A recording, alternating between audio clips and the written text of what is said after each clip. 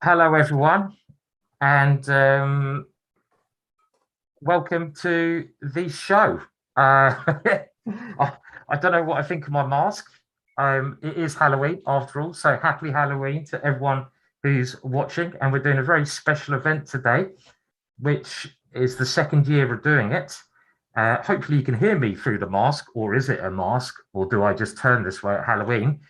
And it is the Chess 24 Monster Mystery Chess Tournament.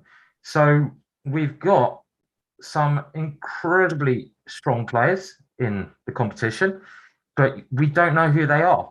And I even don't know who some of the players are. But they're only going to take their costume off when they lose. So, as well as enjoying the show and watching, and I can't give away any of the names of the players, you've got to guess who are playing the games. So it's really quite a fun event. I'm here with a legend of chess as well, co-presenting. Evil Bear. How are you doing, Evil Bear? Are you having a good Hi, Halloween, Evil Bear? hi, Simon. I was having a good Halloween until I had to put this mask on, and I can't really see anything or breathe really. So yeah, I don't know if this mask is going to last very long. The things we do for entertainment, how hey, Mr. Dodgy, the things we do. Yeah, So yeah. So I have this. It's quite a cool mask, Mr. Dodgy. I do like it. it's not that different from my face, so like I don't think anyone's going to notice too much of a difference if I just take it off. I think I'll be fine. I do realise you're pretty hairy nowadays as well, yeah. So you got a hairy mask, but you've got rather a hairy face as well, yeah. So this is Yeah, I mean this is mostly just beard. There's very little mask there to be honest. It's yeah, just just bit. Uh, anyway, hello to everyone in the chat as well. So it is a special event this, and I'm just keeping an eye on the Twitch chat. Twitch.tv/gingergm is where I'll be looking at the comments. But it's a really fun event this, and happy Halloween to everyone. I'm also struggling a little bit to breathe, but I'm sure I'll get some oxygen in at some point.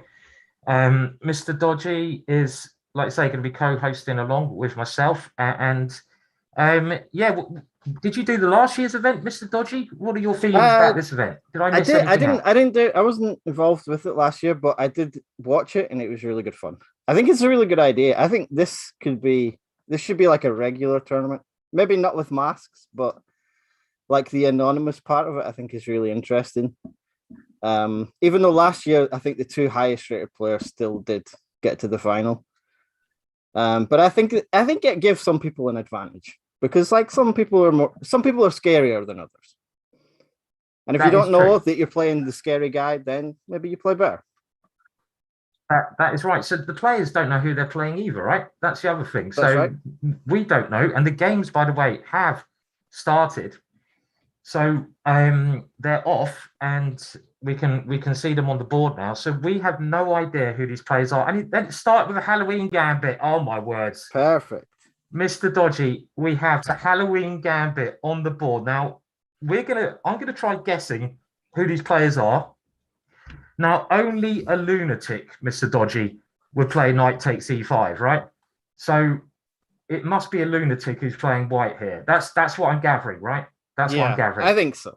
There's some. Yeah, I mean, you kind of have to do it, though, don't It should you? be It's, Halloween it's themed. They all should be playing this, really, ideally. But this is the famous Halloween Gambit. And Tiger Troll is 3 minute chess. They're only playing 3 games of 3 minute. I think that's right, isn't it, Mr. Dodgy? That they got yeah, 3 minutes on it's the clock. best of three, and if they're tied 1.5 each, we play one Armageddon game. And look at them, look at their faces as well. I'm loving the faces that are playing, which is great. So we got Bloody Bear there against Ghostface. So you guys can already try to guess who the players are. Now we do know that Bloody Bear has gone for the Halloween Gambit, so he's obviously a bit of a nutter. So what nutters do we have? Are we allowed to say who was actually Yeah, in we the can say tournament? we can say which players are in it, but we don't know who. Okay, cool. Shall I let you go through the players? Is that all right? Yep. So we've got Anish Giri I think he's the highest rated, although Duda is pretty close. And we have Gawain Jones, we have Jan Gustafsson, we have Srinath Narayanan, and we have 3 qualifiers who I have their names somewhere. Soham Kamotra and Pranav V. And possibly not a third qualifier because I don't think he wanted to play. Maybe he didn't have a mask, and that might have been the problem. So someone qualified for this tournament, but he was such a cheapskate, he didn't want to buy a mask, and therefore he's not playing. That's not cool. I don't think that's cool. So no, a bit disappointing that, hey. So I can definitely sympathize with not wanting to play in a mask. It's not easy in a mask, I have to say, but it is quite fun. So we don't know who the players are. I mean, I'm trying to guess, could this be a niche with the white pieces? That's one thing I'm thinking. Could a niche play the Halloween Gambit? Would that be like him? Do we think? I think he likes to troll a bit, so he could definitely play it. But then, like, Duda seems most likely. I would go for that Duda. And looking at the other names, just seeing who else we got. We got Gawain, I think Gawain Jones, right? Yeah. We got Jan's playing, is that right? Yeah, Jan's playing. Jan's not going to play the Halloween Gambit. Yeah, Jan will never sacrifice the Halloween Gambit. No. I mean, like, could you imagine his reaction if someone played the Halloween Gambit against him? I think he'd be very happy. I think you just take the piece and win. Well, I think Black is actually doing quite badly in this game, right? So it looks like the Halloween Gambit has worked. So good work. Do you think it's a playable Gambit? Do you think it's worth learning? Well, anything's playable, but I wouldn't recommend Magnus plays it against Nepo, for example, in the World Championships. Maybe keep it to Blitz chess, I would say.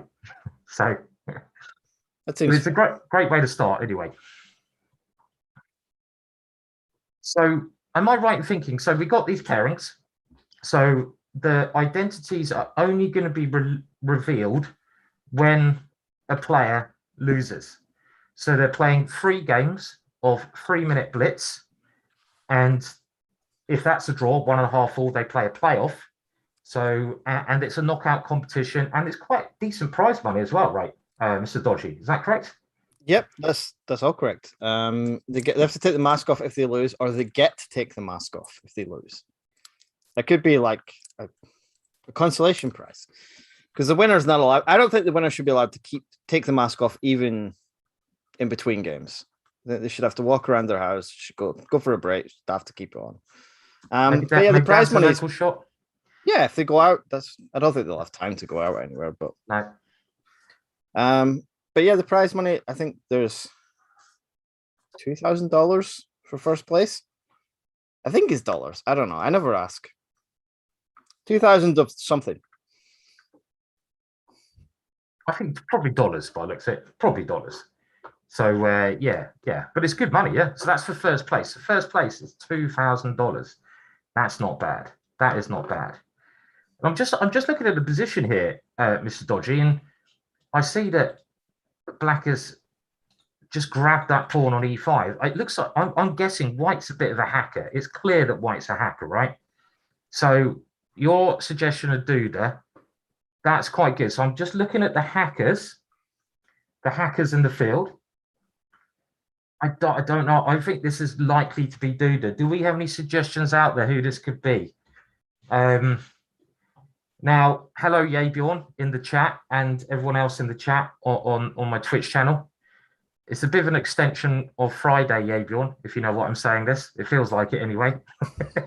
But it's just, we'll keep that to ourselves. Now, the skeleton with the red mask, with the red beard, well, I don't think there's many people with this red beard, is there? So it's kind of obvious. You know, you got me here. Yeah. I was hoping you were going to be a clown again. I saw your video from a couple of years ago where you were dressed as a clown. That was pretty good. The clown was pretty good, I have to say. Yeah. Well, the idea, I was going to try to make the room all dark, and then I was going to try to turn this light mask on when things got, when it got really interesting and we thought someone was like winning. But it's actually, my mask also broke but it kind of looks like I've just had a little cut on the head there. So anyway, it looks to me, just going back to the chess here, that Ghostface, and we can see Ghostface looking very calm there. You can see right through his soul, can't you? Right through that mouth to his background in the video. Ghostface really could be a ghost, actually, straight through to the background. It seems to me like Black is doing quite well in this game. I think I'm going to have to root for Ghostface in this match. Oh, you've got your Ghostface mask on now. I can see it. I do have more than one mask, but I can't really breathe in any of them. It's tricky, isn't it? It is very tricky. I'm wondering how if Bloody Bear can actually see in his mask. Yeah, I can't even see where his eyes are. That's what I'm wondering, because he played quite well at the start, but then it all went wrong, and I'm wondering if he just went blind. If literally Bloody Bear could not see a thing during the game. Yeah, he might not have known that the e5 pawn was defended, and he just thought, "Oh, free pawn." Exactly. Yeah.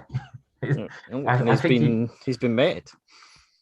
Oh dear, that's a nice checkmate as well, right? With the rook either coming here checkmate or coming to h1 checkmate, depending where the king goes. So if the king goes here, that would be a checkmate. And if the king goes here, that would be a checkmate. So very nice game from Ghostface. But we have to give Bloody Bear some points for his Halloween gambit. If we look at the opening, the way the opening went, it started off with the 4 knights, and we have the Halloween gambit, knight takes e5.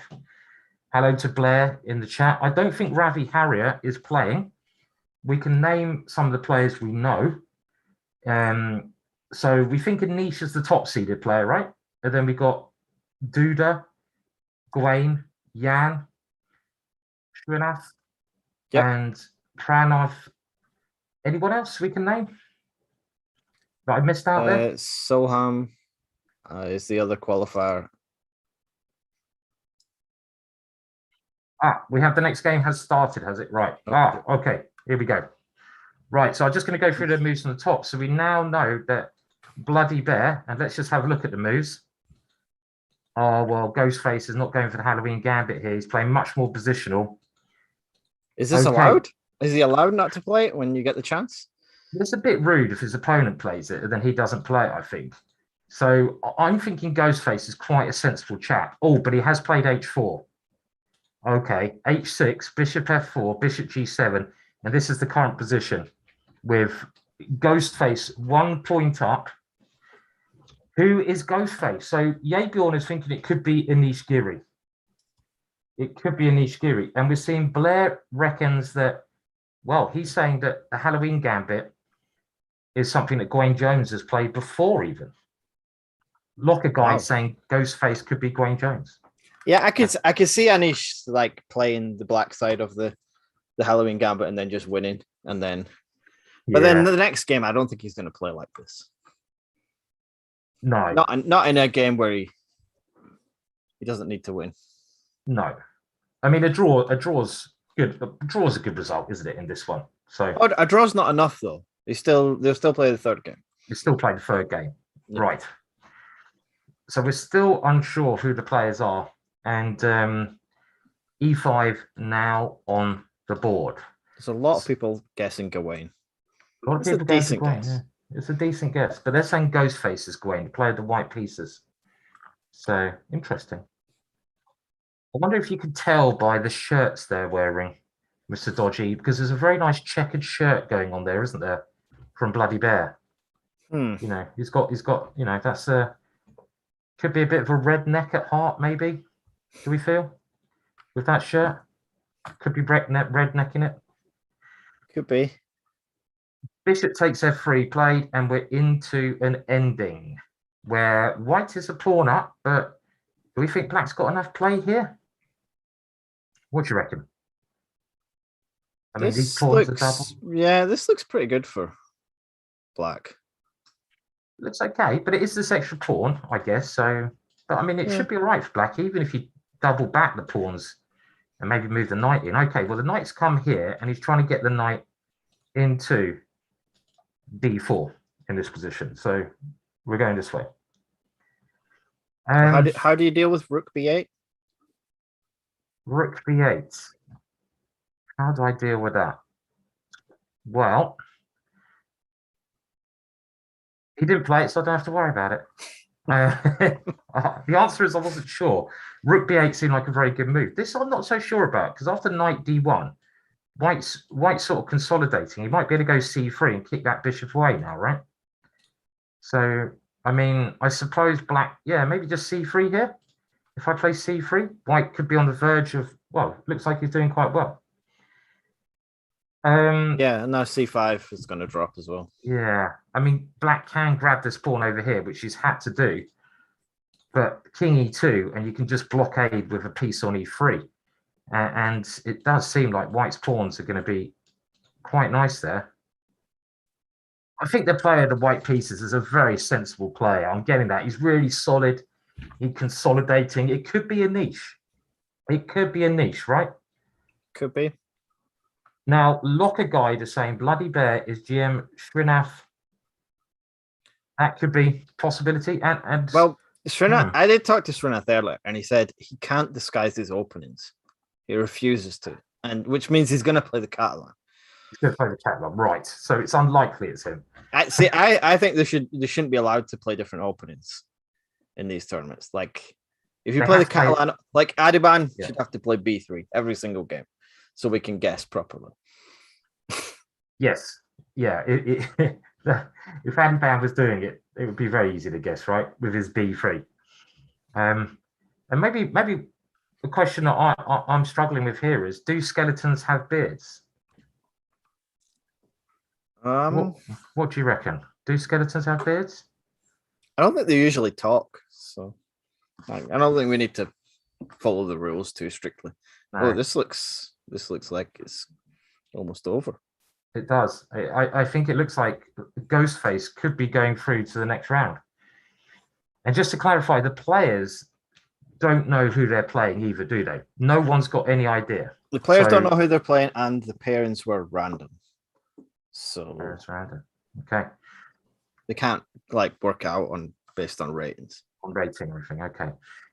Well, maybe Black's got some drawing chances here. I mean, with the idea of blockading this pawn, but it should be very good winning chances. Now, there's an idea of a knight check here, which Black's got to watch out for. And with the white king so nicely centralized, if this pawn can come up the board, it's going to be a very tricky position. I mean, I guess this should be winning for white, but it's the time situation. Is there any increment at all? It's 3+2, I believe. 3+2. So there is 2 seconds move increment. Okay. So Black can try to get some counterplay maybe against the F pawns in this ending. On the other hand, I think White's idea here will be at the right moment, maybe just to go knight e4 and c5, because you've got a pass pawn. Pass pawns should be pushed. But at the moment, the bishop is guarding that pawn. So we need to just guard the c5 square. And that's how I'd probably think about progressing here. And the point is knight e4's got a nasty trick of rook f7 as well, right? Yeah. That is nasty. Or even this one. So maybe. Okay. But he's very greedy, the player of the white pieces. He's trying to take everything. Who's the greediest player, do we think, in the competition? Anish is pretty good, greedy. He likes to grab pawns and just keep them. Although Jan likes to grab pawns as well. So this could be Jan. It could be Jan. We think Jan's a bit of a pawn grabber, right? Definitely. Yeah. He likes to grab rooks as well. So if he goes a rook up in this endgame, then it could definitely be Jan. It's definitely Jan if he goes rook up. Most people like grabbing rooks, don't they? Yeah, that's true. I mean, if I see a rook, I'll probably grab it, if I can. That's a good policy. It's normally a safe one, isn't it? So, rook c6. Okay, Black's still holding on here, just about. How should White proceed now? Because Black's getting a little bit of counterplay. Okay, now the rook comes back. How does White do this? So I guess you have to keep an eye on the two F pawns, even though they look weak. Yeah. Like you can't just let them go. Because that G-pawn could be quite fast. Definitely. And so this is, I think Black's really fighting back here, actually, right? Because now you're right, the G pawn is coming straight down the board. So definitely. Still in the balance, 15 seconds versus 20 seconds here at this moment. Black putting up some very good defense. Maybe King E2 was also interesting there to take the bishop. Is he going to win this one?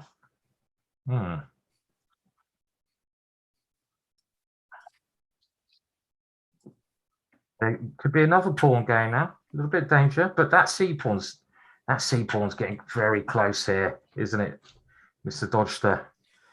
Yeah, this doesn't look like. I mean, I guess you want to win the F pawn and then give up the bishop, and then hope that your 2 pawns can run. But yeah, it doesn't seem very likely. Oh, he's gone C7 straight away.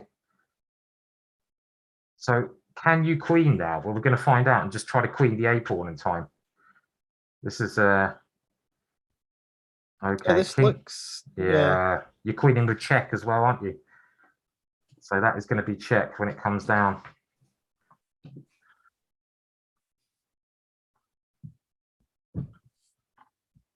This could be it.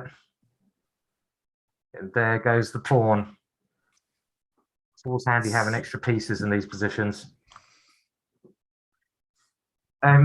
Okay, well, there we go. That's our first match done already.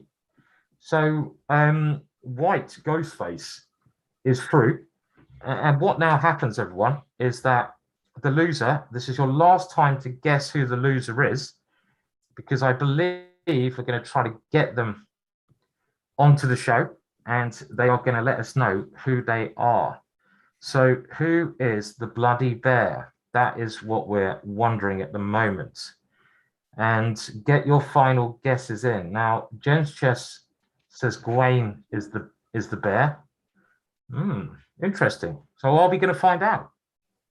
Are we going to find out soon? I think so.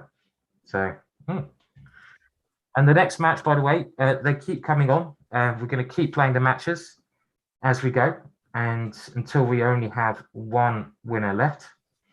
So it's a knockout competition, and we can now know that Ghostface is through to the next round. So cool stuff. And let me just see, make sure I'm not missing anything. It looks like they're both joining now. Oh, they're both joining. Okay. Good. And I guess the winner does. We don't really want to hear the winner speak, though, do we? No, we can't hear the winner speak. Okay. Well, maybe we could, but it might give it away. Yeah. And this mask might be coming off as well soon. unless the winner's like really good at impressions, that could throw us off. It'd have to be really good, wouldn't it? He does like a really good Kramnik impression.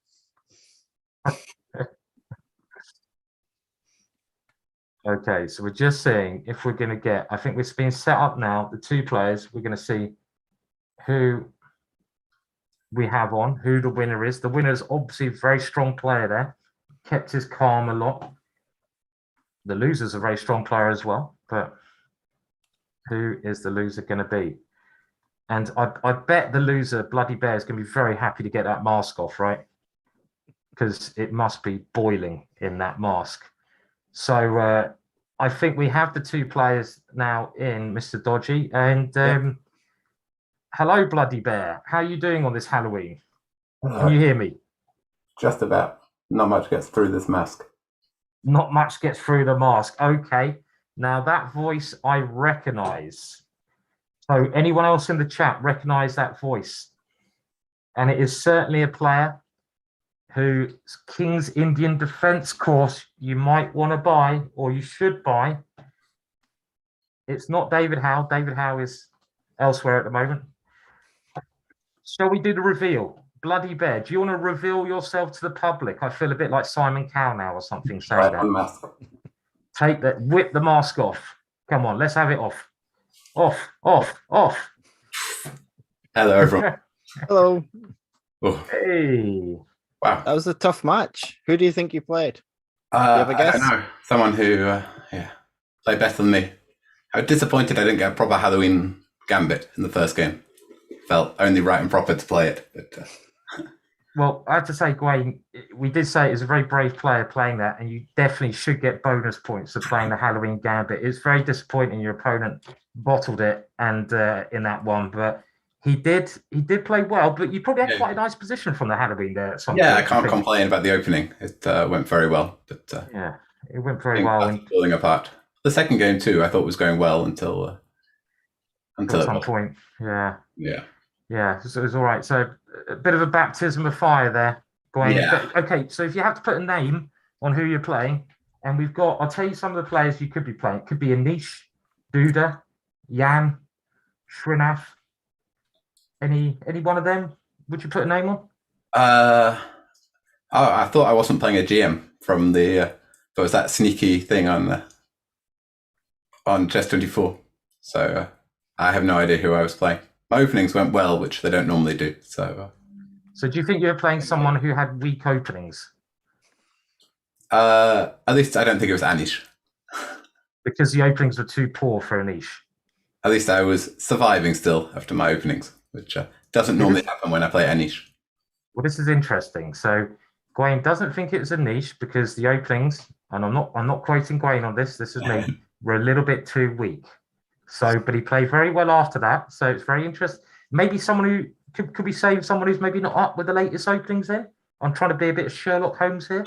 We did have this last year with Fieko from Chessable, and he said that I don't think he played very well. I don't think it was a Grandmaster. And it turned out it was Peter Swidler. So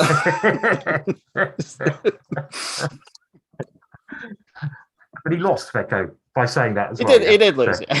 okay, that's funny. Some endgame specialist who beat me both times in the endgame. An endgame specialist. Okay, so in the chat we've got Shrinath. Anyone else want to have a little chat? A little guess? Blair is going for Jan. Okay, Jen's Chess is saying Jan. Interesting. And we can say, I think Ghostface is actually in the interview, but we can't hear him because obviously that'd give it away. But he does seem very calm, doesn't he? He's not giving much emotion away. I can't see an emotion in that face there anyway.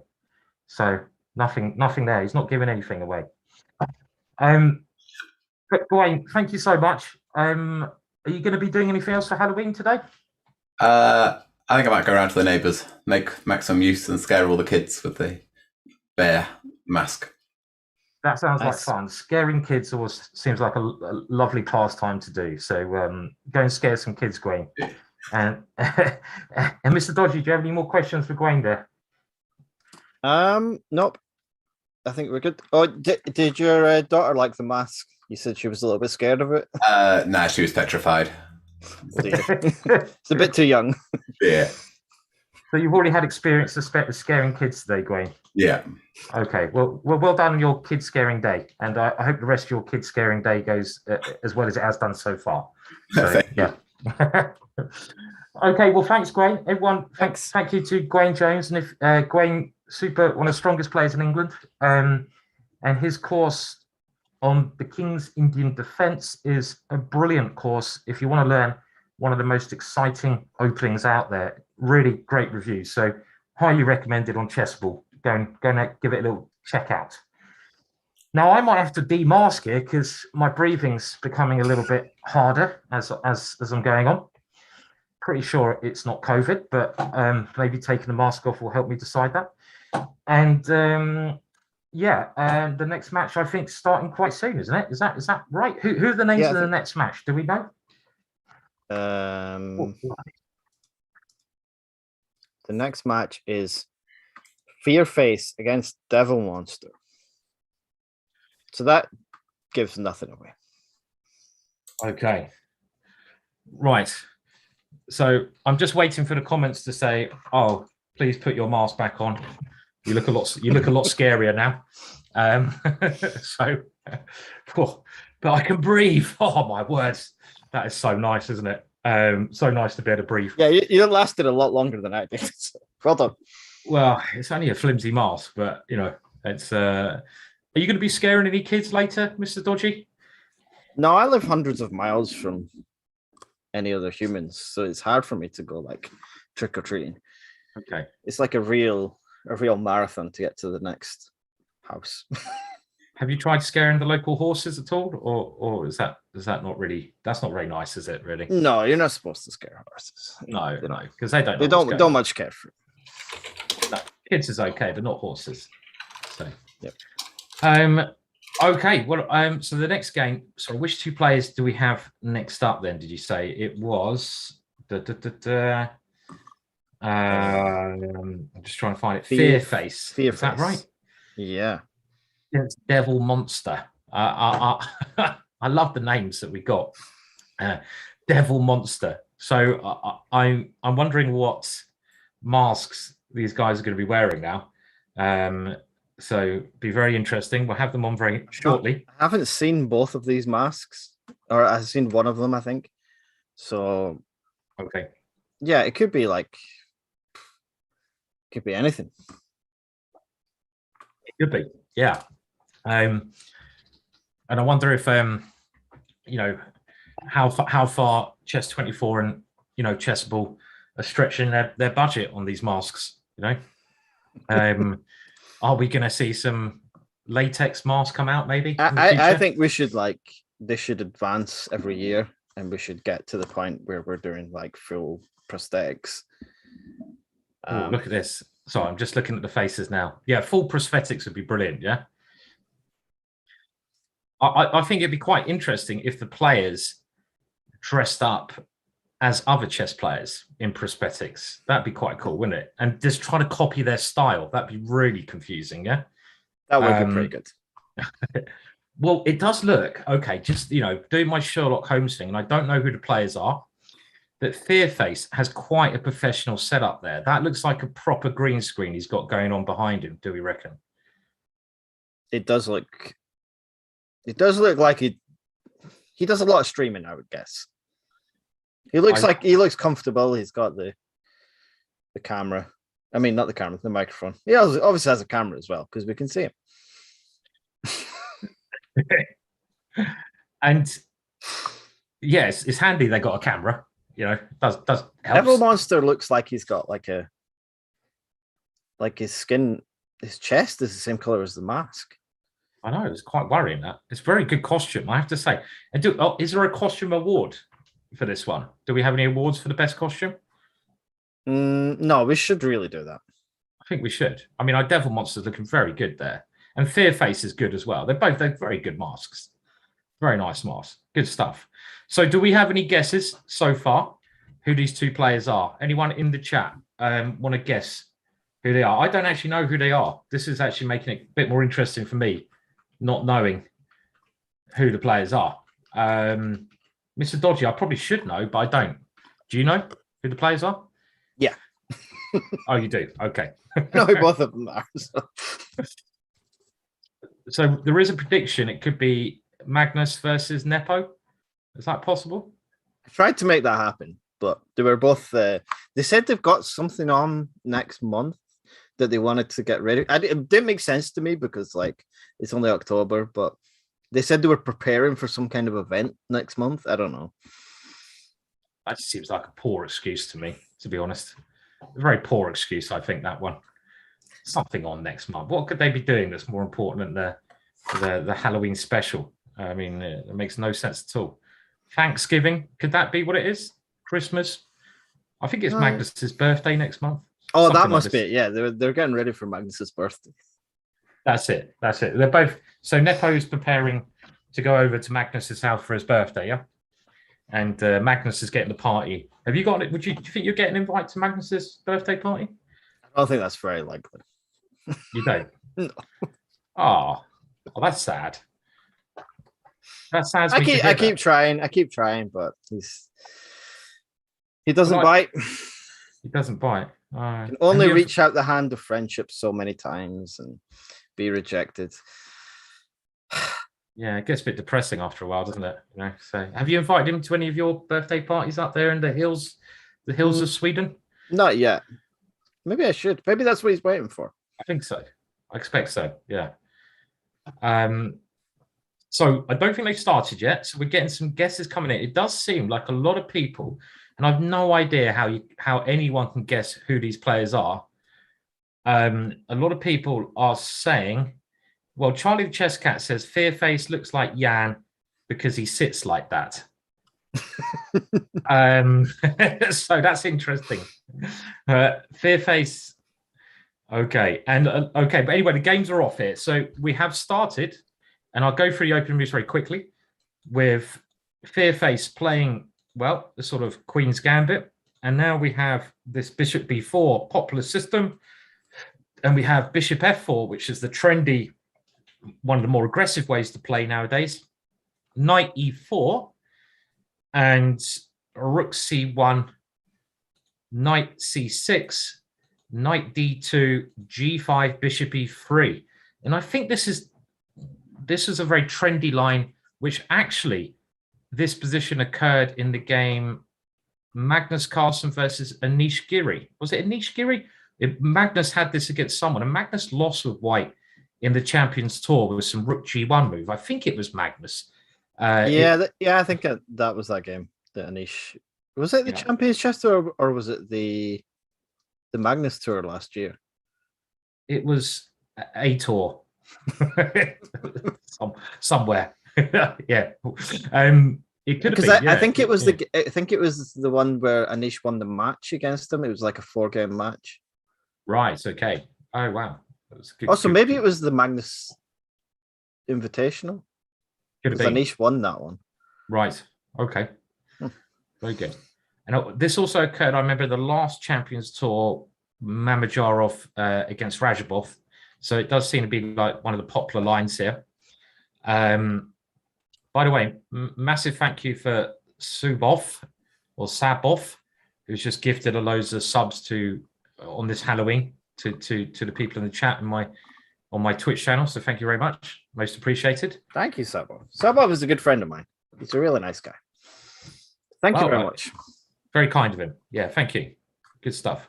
How's your streaming going nowadays, Mr. Dodgy? I suppose we should talk about the chess, but it kind of looks. I mean, what is this position? I mean, I'm just trying to gauge it, and it does seem like White has quite a nice formation. The rook good here, and both kings though look a little bit dodgy. I mean, the black king really wouldn't want to castle kingside because it's too exposed, but then if the black king castles queenside now, isn't it pretty dangerous over there with these pawns coming up the board? And this is a nice move, just coming around, opening up the rook. So it certainly seems, unless it looks pretty scary. Like the white king is stuck as well, but looks perfectly safe, I guess. You just kind of develop everything around it. Yeah, it's weird, isn't it? The white king just sits there, and it's got its pawn protection guarding it as much as it can, right? So now this move, if that works, it works. But can't I just go rook takes c6? What's happening if I just go, rook h6? Oh, okay. With the idea of taking on e6 and then taking the bishop. Yeah, that looks. Is that just crushing? Oh, now he's taken on c6, so I don't understand anything. And now he's taken here. And now he's going to take, he's literally just taken everything here. Bishop h3 basically. As well. Bishop h3 as well, yeah. Oh, dear. Well, this is a very strong game from White here. Fearface already has won that one. So, okay. Well, very, very powerful game there. And so who do we think the players are from that? I mean, that seemed to me like, I'm guessing that could be like someone like a niche, because he played quite a trendy opening there. His theory was quite sharp, and he just won quite easily. And Black's openings, well, they didn't really hold up there, did they? So could be a niche. It could be definitely Jan using Magnus's World Championship preparation as well. Is Jan a second for Magnus Carlsen, do we think? I assume so. You assume so, okay. Wait, was this B3? This was knight to F3. So I'll go for the move. So okay, so Devil Monster now needs to win. with white, and he's played this like E3 system, and he's now gone B3. So it's gone into sort of one of Adiban's recommended variations. Black's playing a very solid line against it, but white now taking some control of the center, and things starting to look a little bit more normal now with both sides developing here. Knight A3 just on the board there. White has to get at least a draw in this game to keep it going. I don't know who the players are here. I'm really finding this very hard to guess the players. Not easy at all. Yeah, this is tricky, but then, yeah, I mean, I know who it is, so I can't really pretend otherwise. I'm surprised. Like, I would count this as a 1v3 game. Yeah, and I'm surprised. But Adiban's not playing, right? Maybe he was a late entry. So Charlie Chesscat saying Fearface is Jan or someone pretending to sit like Jan. And I like the idea that in preparation for this tournament, someone may have looked at Jan's posturing and learned how to sit like Jan. So I quite like the idea of that anyway. So yeah, like once we kind of get this all, we elevate this to the next level and we turn this into the masked tour for next season, then I think we'll see a lot of mind games from like people pretending to be other people. We'll see like people buying all the picture that Anish has behind him and like building exactly the same background. So like someone will build like Peter Svidler's bookshelves to try and pretend to be him. I love that idea. It could be, I love that. Just really going deep into the psychology of it. Yeah. So, I mean, I love the idea. I wish you could do this more in like proper tournaments where you get rid of all the preparational side of it, because if you're playing in international tournaments nowadays, like they are over in the big event at the moment over in Riga, most of the morning you spend preparing for your opponent. So if everyone had to wear a mask, a scary mask, or they didn't know who they're playing, it could be quite interesting because you can't prepare for your opponents then. So I like that idea. No preparation allowed. Now, Devil Monster could be interesting. For sure. I think it would be really interesting to try it as like a more serious thing, because like the only problem is, like, I think it would help people who don't want to play Magnus, that are kind of, Magnus has like a psychological advantage over them. But the problem is he knows that he's never played Magnus. So that's where it kind of falls down a bit.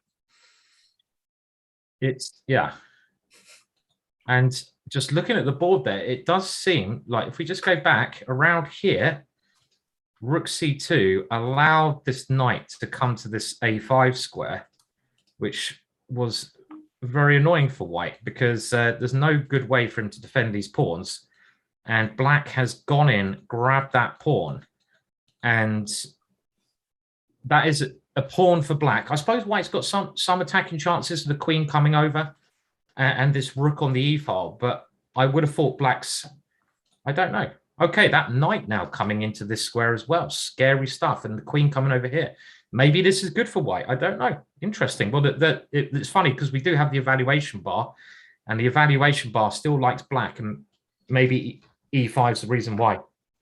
So, yeah. There's the E5, E4. E5, E4, yeah. It's probably just good, right? Okay. So queen H4, E4. And that is going to... Although this gets quite fun, I think. It does, yeah, because you've got knight G5 coming in, right? Yeah, and there's stuff like rook takes E4. Yeah, yeah. I mean, I guess queen comes and defends that one, but he's gone H5. Wow. That looks quite risky to me. The format, I see someone asking, is it's 3 games of 3+2. If it's 1.5 all after the 3 games, then H5 must be a mouse slip. It looks odd, doesn't it? It looks really odd. You must want H6. Yeah. I mean, why would you put your pawn on a square that's rather loose, then put it on a square where you're potentially attacking a knight, right? So, yeah. No, but the question is, I mean, you got knight f5 and knight g, no, maybe knight f5 coming still. So it's probably a critical point here, but 26 seconds left for Devil Monster. And Devil Monster can't lose this game because he gets knocked out. So yeah, he's low on time. He's very low on time. 14 seconds. Fear face. Showing no fear. Maybe he's trying to give a take back. He doesn't know how. Can you give take backs? I don't think so. No. Okay. Do we have more moves? We must have more moves, but I can't see why. Doesn't look like there's more moves. We do. Why isn't it? Wasn't okay. Okay, so we do. For some reason, it wasn't updating. We have a load more moves there. Oh no. Okay. Well, it did actually go Queen G6, so there was some problem there. Knight D6 came. Pawn takes D3. So there must have been a little glitch in the system. And now that D pawn looking incredibly strong, and this position must be winning for Fear face. Must be winning because of the D pawn is just so good. So Fear face bouncing back, I think, here. King G2 played, and Black's exchange up with a very, very big pawn. Maybe even just Rook C1 at the right moment is an idea, but you have to watch out for this little check, don't you, at some point? I guess. Yeah. Right? Yeah, although you can just take at the moment. You cover queen. You cover the D8 square. Yeah. So knight F7, rook takes F7. Has what's okay, Hammy. Let's go for that again. So knight here, rook takes, and now queen takes D2. That's a lovely way to try and get the queen away from the back rank. Yeah. So and then both rooks are on pre as well. Both rooks are on pre. Interesting tactic. Is there a way that Black can hold this? Nice idea though. Very nice idea. So okay, so we've gone into an ending where it's two rooks versus the queen, and these rooks looking good because the black king is very safe, and the biggest problem is this D pawn. So maybe we just get behind and start pushing. So Black should certainly still be winning this position, just has to be a little bit careful because a queen is a queen after all. So yeah, it looks like the rook eventually comes around. Rook E7, rook E2. Right? Yeah. And then the pawn will come again, yeah? So White's last move is trying to open up against the black king. The rook's going the other way. And maybe White's only chance is to try something with G5 and try to get some perpetual, but he's swung the queen all the way over there. Is that going to be working? Like B6 or something. He's played B6. And D2 next. Should be. D2 should be winning. He's played it, yeah. Yeah, I think that's it. That should be it. Okay. Well, that's one game all then. So he's fought back very well. And any more guesses who the players are? No, no, it's 2-0. Oh, it's 2-0. Yeah. Ah, of course. Oh, yes, it is. Yep. Thank you. So Fear Face is through, right? Fear Face is through. 2-0. That looked pretty smooth from Fear Face there. Looked pretty smooth.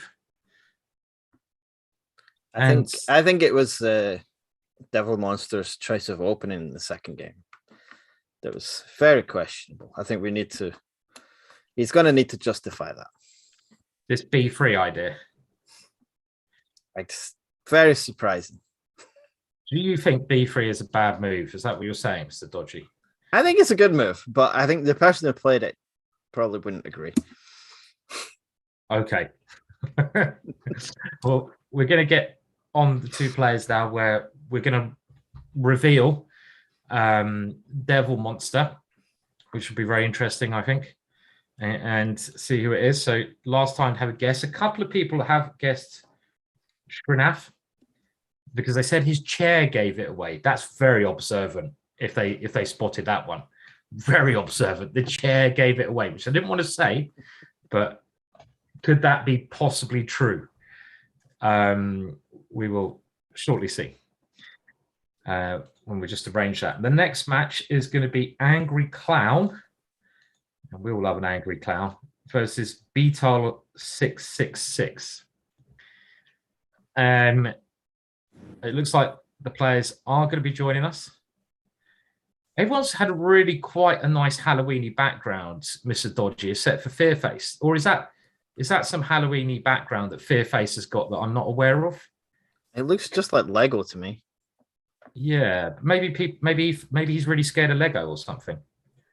Yeah, it's quite scary. I mean, if you step on it, it's Bloody painful, isn't it? Yeah. scary stuff. So if we know which of these players has a phobia of Lego, that could be Fearface. Is that what we're thinking?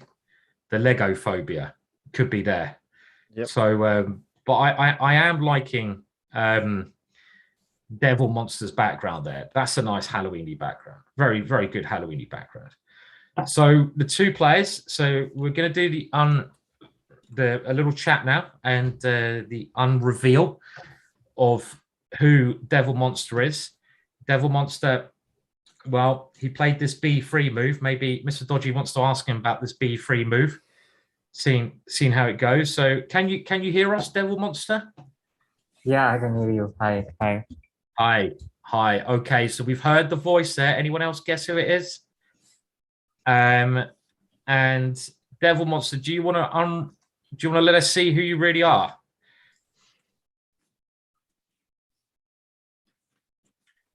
It'd be quite funny if he took the mask off and it was actually the devil underneath. That'd be kind of amusing. Oh, hello there, sir. Hello. How are you doing? Oh, Hi, I'm good, Simon. How are you? I'm very good, thank you. Yeah, good. And great costume, by the way, you had. Thank you. I had to go do something good today. Yeah, clearly it was not chess. The chess was a bit tough, right? The chess was incredibly tough. I think I was playing someone pretty strong, pretty fast, and I think I know who I was playing. Well, who do you think you were playing? This could be interesting. Could it have been Niche, or do you think you got Duda or someone else? Who do you think? It was Duda, I think. You think you're playing Duda? Okay, Yeah. Right. So we will find out later on. So we need to know what happened with the opening in the second game. Like what were these moves? I think B3 is not a bad move on the third move. It's not the first move, you know. It's not always a bad move. So B3 made quite famous, this little move, isn't it, recently by Adiban's course, you know. And he played it today as well in the Grand Swiss. He played it today. Oh, okay. How did he get on today? Do we know, Adiban? Or he's not going to lose today. Okay, I'm sure about that. Okay. And Srinaf, have you've got some chessboard courses? Do you want to just let people know very quickly about Yes, the 1d4 lifetime repertoire based on Catalan. It's popularly known as the Catalan course, but it's a full 1d4 course. Okay. Based on the Catalan, yeah. And you didn't play that. You didn't play that today. Well, I had only one chance with White today, and I wanted to go for something more suited to Blitz. And I think I got a pretty good position out of the opening, so it went well. Yeah. Yeah, it seemed to be okay. Yeah. Maybe just this knight A5 was a bit annoying, wasn't it? At some point, it seemed well. Yeah, knight A5. I think I should have taken CD5. Yeah, I took way too much time, and to be honest, I was a bit intimidated by my opponent who was playing very fast, and who was also incredibly strong from what I could guess. Yeah. So it's going to be interesting. So we have the guess that Fearface is Duda. So what do people think about in the chat? And well, Duda is incredibly strong player, as we know, as is everyone. Yes, it was a completely different class of opponent from what I'm normally used to, and I just didn't have time to adapt to the speed. Okay, I'd find it very funny if it was now Lawrence Trent or someone, but I don't think Lawrence is playing this tournament. So not that I'm saying Lawrence is a bad player, just joking. But anyway. Well, look, how are you going to enjoy the rest of Halloween? Are you doing anything for Halloween, or are you going to take it easy tonight? No, I'm just going to take it easy tonight. Take it easy. Okay. Any more questions, Mr. Dodgy? You keep asking me this. I don't have questions. I don't prepare questions. Like Okay. Well, I guess that is a no. Okay. Well, great. Well, look, thanks for enough, and have a great rest of the day. And Thank you. unlucky there. You too. It seemed Thanks, like you both Reneth. played very well. So yeah, Thank you. great. Bye. Okay, so we're now going to get ready for the next match, which is the Angry Clown, and we're going to just see how angry the Angry Clown is. And he's playing against Betal 666. I'm guessing I know what the Angry Clown's going to look like. He's going to look like an angry clown, right? I'm assuming. I think so. I would hope so. I'd hope so. But what is Betal 666? What is that? Is that a demon? I think it's like a zombie. A zombie. Okay. But the mask to me looked like a vampire. I've seen the mask. You've seen the mask. Okay. Zombie, vampire, I don't know. Do you think that an angry clown would beat a zombie in a fight? Who do you think would come out tops in a general fight? An angry clown or a zombie? Who would win that fight? I guess like if it's it the clown, it's gonna be like a normal zombie. Yeah. Like zombies in every zombie film, they go through like hundreds of them. Yeah. So like one zombie, it's not a big deal. I think I could take a zombie. You think you could take a zombie down? Yeah. Yeah. What about, it depends if it's a slow zombie, like in some films, or one of those really quick ones in like 28 days later or whatever it is. Do you know the ones I mean? The ones that literally run and they're like rabid animals. Do you reckon you could take one of them down? Or just a slow one? I think if you've got like a big stick, I think that's all you really need. So only a big stick against a very fast rabid zombie, you'd be very confident in that fight. I like my chances. I'm not saying 100%. Depends on how big of a zombie. Oh wow! Look at these. Look at these masks. This is brilliant. We can now we can now see the players, and Angry Clown is in the room, and Angry Clown looks like he's on like a throne or something. He does, doesn't the way he's sitting up straight. That could be Jan. It could be Jan.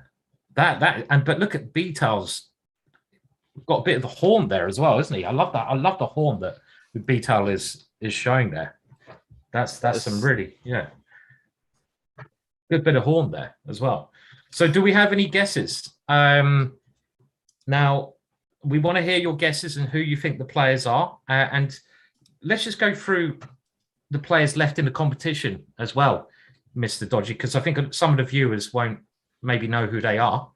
So I know that to be unrevealed yet, we have Anish, Duda, Jan, Pranav, and who else am I missing there?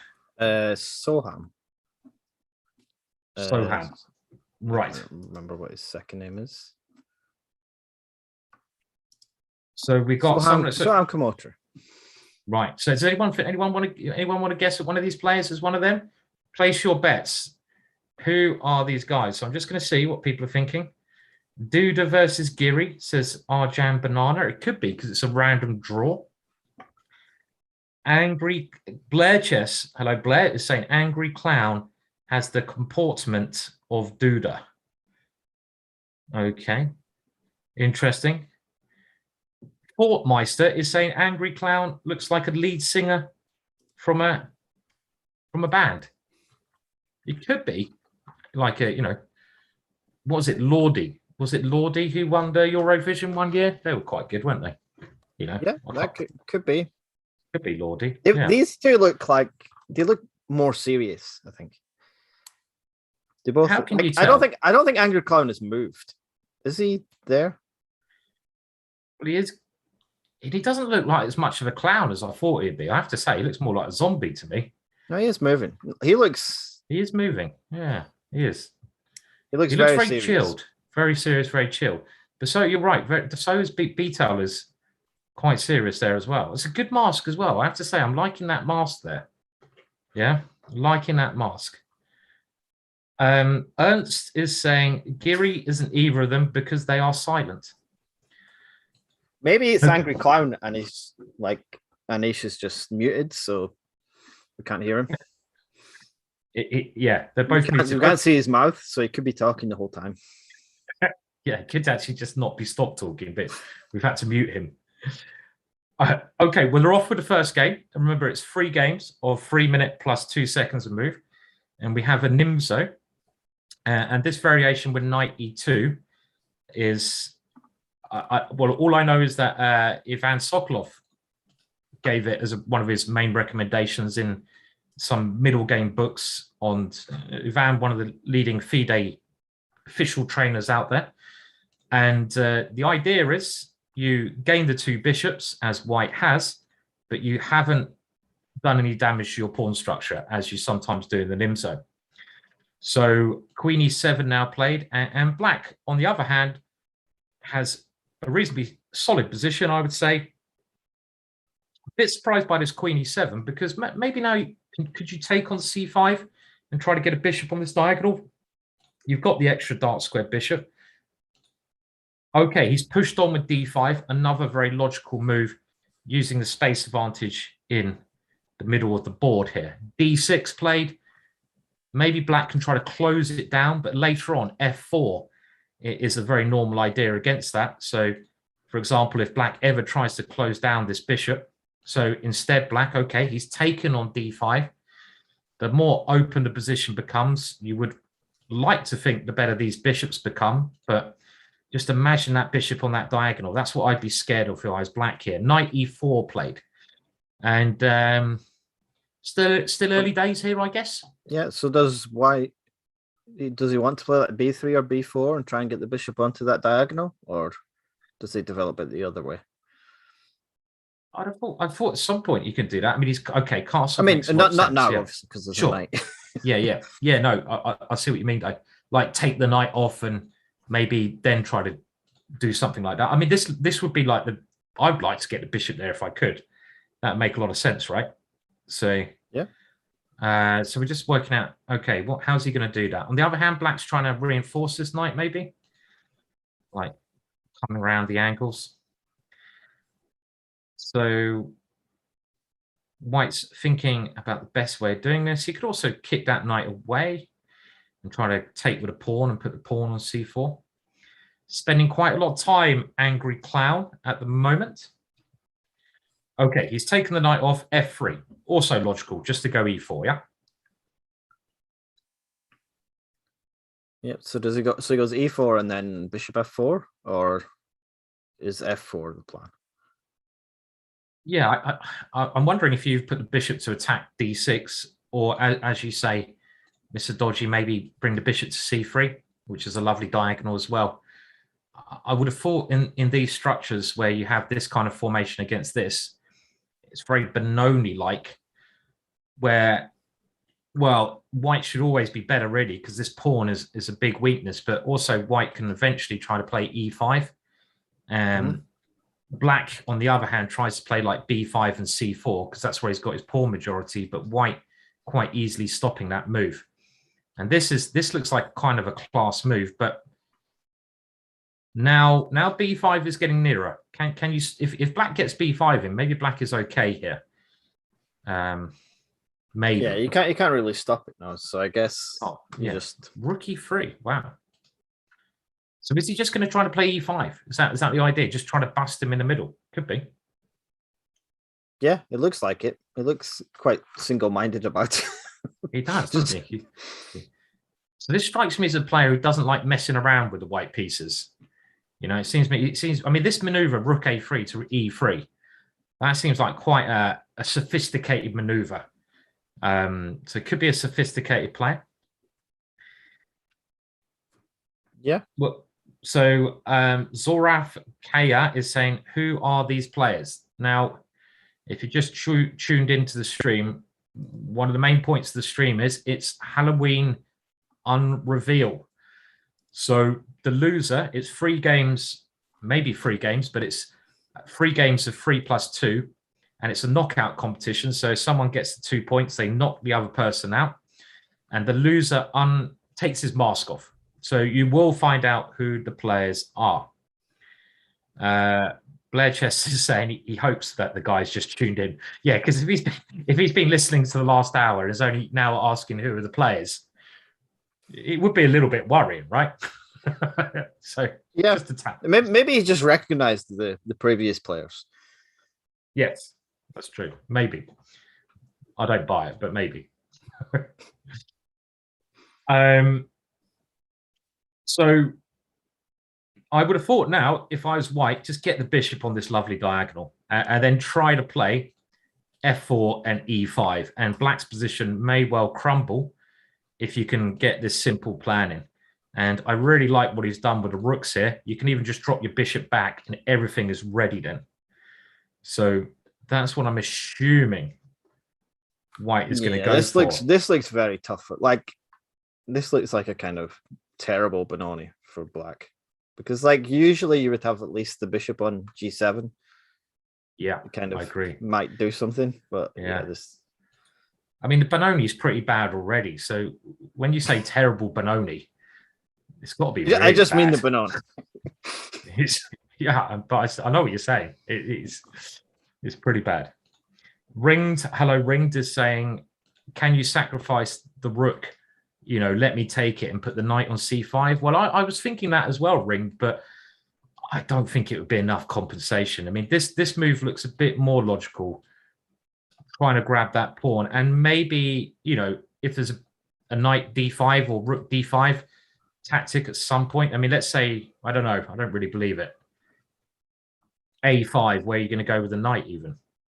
Okay, we're going to find out. He's gone into a4. Black's pieces are looking to me that they're hanging on the thread here. Is this knight just going to be lost at some point? White now changing his plan. White is figuring your knight is on the edge of the board, sidetracked. If I get rid of the piece defending it, how are you going to save it? White now grabbing the pawn on a6. And he was threatening bishop b7 and a6. So he's put his rook here, but now White's simply taking that off.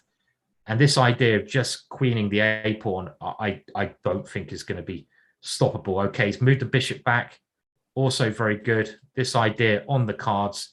Black trying to get a check, but it should be easy enough to stop. And he's even ignored that. Now, c4, okay, still fighting, keeping an eye on that pawn. He didn't have time to take the bishop because the a pawn would have queened with check. But now queen c1, and the bishop wants to come here, which I think it will now be doing, surely. And that pawn must be winning the game here, Mr. Dodgy. That's a big a pawn, Yeah, this right? looks like it. You can't stop it. Yeah. Queen b8 comes eventually. Black blocking the b file for now. Yeah, even just like queen c2, queen b3. Just like step around the knight. Just step around it. I like it. Dance around the knight, yeah? Oh, he is. Cool. Mr. Dodgy, is it you? Are you the angry clown? Oh, no, I was thinking he was quite a good player, but I'm not so sure. If he's finding your moves, it's getting a little bit worrying. Yeah. Yeah, if my plan is... Yes. Oh, look, he's got it. The angry clown has moved as well in the camera. So we still don't know who the angry clown is, but he's playing good chess. And Beetle is also playing well here. Queen comes into b6.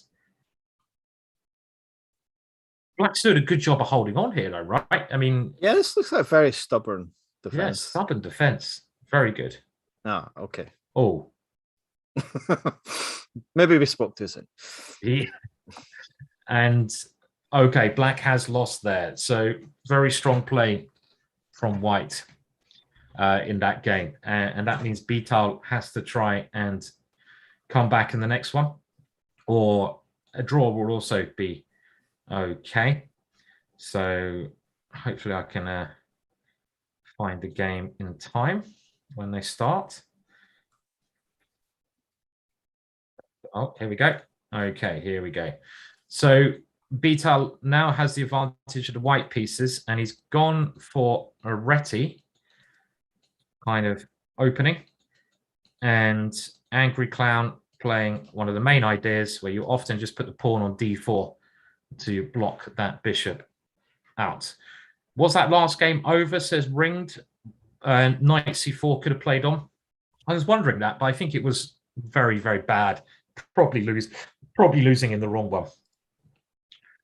Okay, now one prediction is this is Duda versus Giri, two of the top players. Could it happen? The top two seeds are playing in round one. Yeah, it could be like, but then I don't think Giri would have been black in that one. I don't think he would play that kind of position. That kind of dangerous position, right?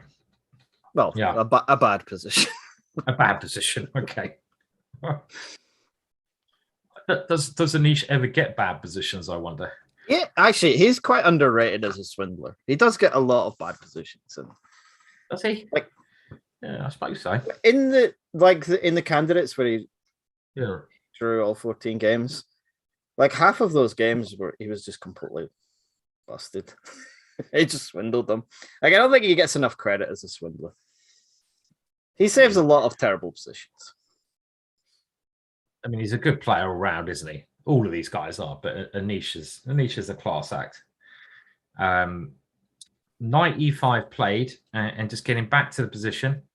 Obviously, this is releasing the bishop on there, and I was wondering about this. He's sacked the queen. What a lunatic.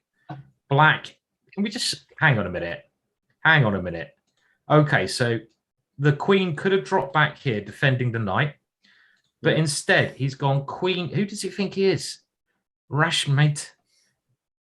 He's gone for this queen sack. Queen takes g2, and he's got two pieces for the queen, and he's now going to try to go c4. The computer thinks white's completely winning.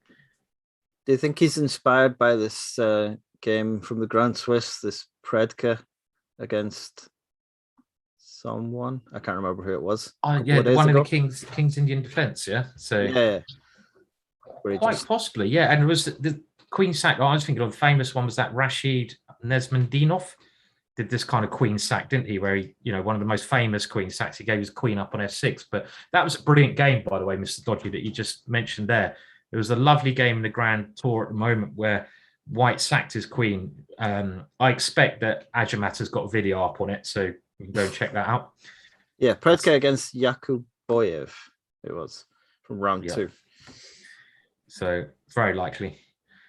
I mean, do we really believe this? I mean, do we really believe what Angry Clown has done here? It's only a knight and a bishop for the queen. I'm not sure. I mean, I love sacking my queen, Mr. Dodgy. If I can sack my queen, I will generally sack my queen. But I'm even thinking this is a little bit iffy. I don't really see. I mean, I'm not a big believer in this, to be honest. It just, like it's tricky to play for white, I guess. Like, you only really have the bishop and the queen. Yeah. It's true. Yeah, you do have a queen. Yeah, that's the other thing, though. Yeah, I only have the bishop and the queen, but I do have the queen, which I quite like. I mean, I like my queen. I mean, it's black has this compensation with a knight here, but if we're trying to think about who the players are, a lot of people are guessing that the Angry Clown is Duda, but would have Duda have done such a... I'm going to have to say it was a very risky queen sacrifice because Duda is one of the elite players in the world who won the World Cup by beating Magnus Carlsen. Would have Duda have sacked his queen like that? Or would it be someone a little bit more mental? I mean, I'm just thinking who is mental in the tournament. It could... I mean... I don't know, it could be Duda, couldn't it? To be honest, Duda is a bit mental with his aggressive play. I don't mean that in a bad way. He loves attacking, so could be. Yeah, but usually like 2700, 2750 players, they don't like take crazy risks. That's why they get to 2750. They don't just give up their queen because it looks fun. I know. Like some people would do. I would definitely. I mean that's why we're struggling amateurs, really, isn't it? So I mean, it's true. I mean, I don't know. I mean, it's very interesting. Okay, so B4 now played, and he has kind of Black has kind of proven that with a knight here, he's got compensation. Don't that is something. Now White has lashed out a little bit because he's worried about Black playing b4. And I suppose the more you look at White's position, the harder it was to find actually a simple plan. So maybe it was a genius sacrifice that the computer or me just doesn't understand. It could have been a piece of I mean, because like White doesn't have any control over the light squares, then the knight is just there for the rest of the game. Yeah, like there's never any way to kick that knight out. So maybe that is enough. it may be in Blitz. B-Tail is also down to under a minute left here. So it's Rook B1 now played, covering that B4 square. I'm not really sure what White's doing. I have to say, even though White's the queen up, what is White's plan here? I don't know. It is true, but interesting sacrifice. Okay, so we have a capture, and is he going to go A4 and get a past pawn now? Is that an idea? Or would he just take the pawn? Just take the pawn and ask the bishop what's it going to do? Maybe that's an idea. Yeah. But I suppose if you take, the queen might be able to come in. Okay, so he's gone A4, and he's just saying, well, I've now got a nice past pawn. Yeah. Is this, like, let's say that Black does nothing. Is this a fortress? Even with all these pieces on the board, like, how can White break through? Because, like, this isn't really a threat. No. What he's only gone back because, I mean, I think he should be trying to play F4, but that now comes with a lot of risk, right? With Black's piece is quite well positioned. So, and now this pawn, if the pawn gets to A2, Black's making progress. Okay. No, you're right. It might. Okay, he's gone F4. I thought this is the only way White could try to do something. Push this F pawn up the board, trying to open up the middle of the game. Now, the two people who've been unmasked so far is Gwaine Jones of England and also Srinath of India. So they're the two players who've been unmasked. There probably is a link somewhere to the players in the competition, but I've no idea where it is, so I can't post it. Just that makes it easier. Look at the time, Mr. Dodgy. Anything possible here, right? Yeah, this looks more and more difficult for White to hold on. 5 seconds versus 9. But then if White is like Anish or Dura, then they don't. Oof. Okay, they do need the time. Someone seems to have lost a queen there. Black suddenly a bishop up. What happened? Yeah, the queen was trapped. Wow. Black is going to win this, I think. Black's going to go through. Angry clown. What a lunatic. Let's just see what happened there. So it seemed like this queen sacrifice was either absolute piece of genius, maybe just a very interesting practical move. And now White, it seems, as Mr. Dodgy was saying, the position was getting a little bit worse and worse. This was a very nasty idea because when the White queen came into a seemingly aggressive square, bishop e6 just traps the queen. And it must be said that this queen takes g2 check. What a move that was, giving up the queen for 2 pieces and getting the knight to the square. Maybe not enough compensation, but practically a pretty amazing concept. And Black actually looked like he was okay drawing the rest of the game just by holding the knight on that square and using his pawn. So very interesting play there. Very interesting play. And I think we are now, as always, going to have another reveal of who BTAL 666 is. So we're just going to get the players now ready for the reveal.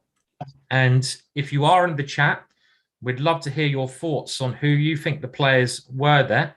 Someone said, I mean, if Jabava wasn't playing elsewhere, I would probably go, that must be Jabava playing, like that with the white pieces. But, because sacking the queen without a care in the world. I mean, that was a real Halloween treat for us so far.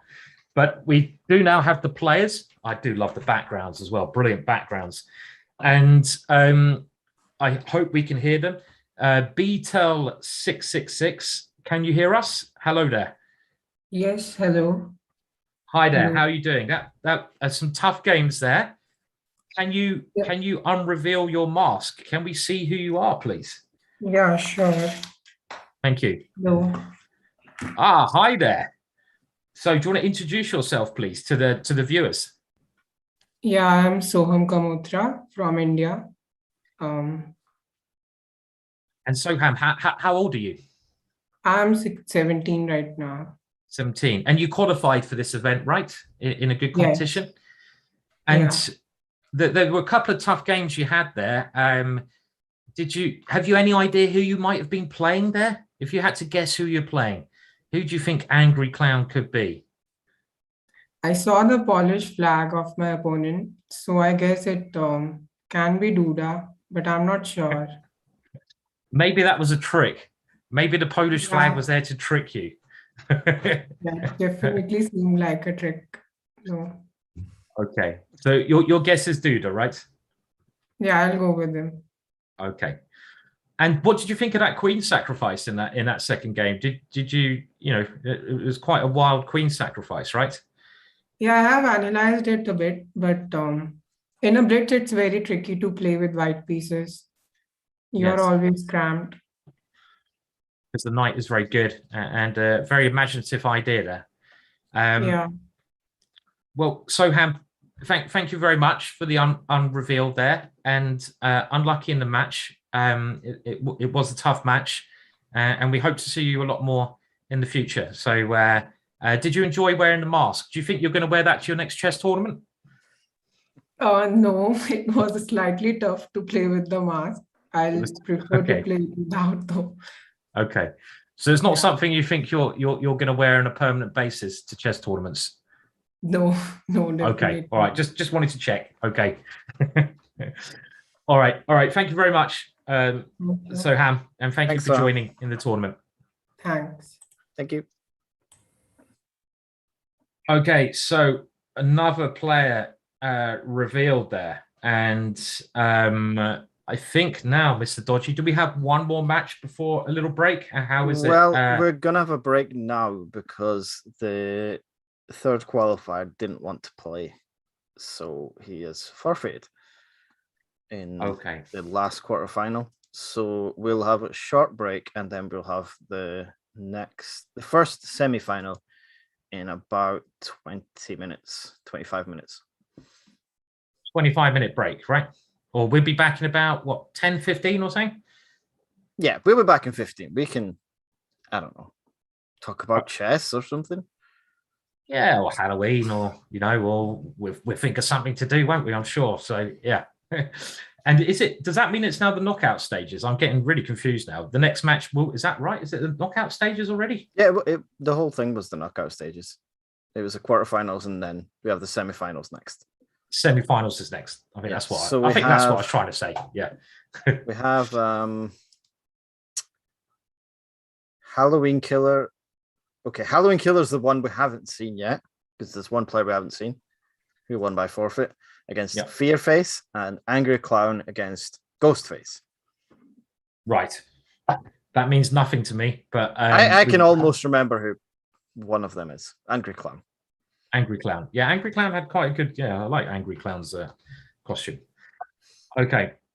Well, brilliant. So I think as Mr. Dodgy says, we'll take a little break, but we'll be back in, latest 10 minutes, and we can talk about Halloween in Sweden, Mr. Dodgy's horses, and the Northern Lights up there, and loads of other random stuff. So go and get yourself a quick drink, people. Yeah, we'll be back in 10 minutes, and I think we're going to start the games in 10 minutes.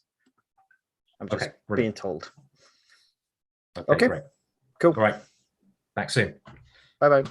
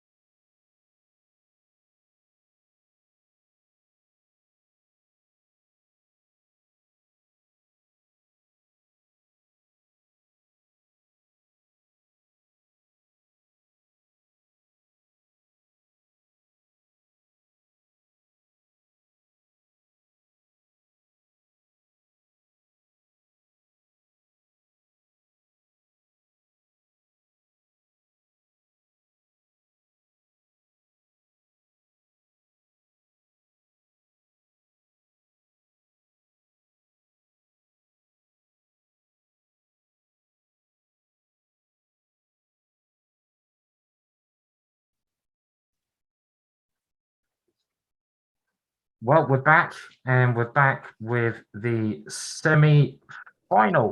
So we know some of the players that have been revealed already. We've had Gwen Jones being revealed. We've had Srinath, and the last person, Sohan, young Indian player who qualified.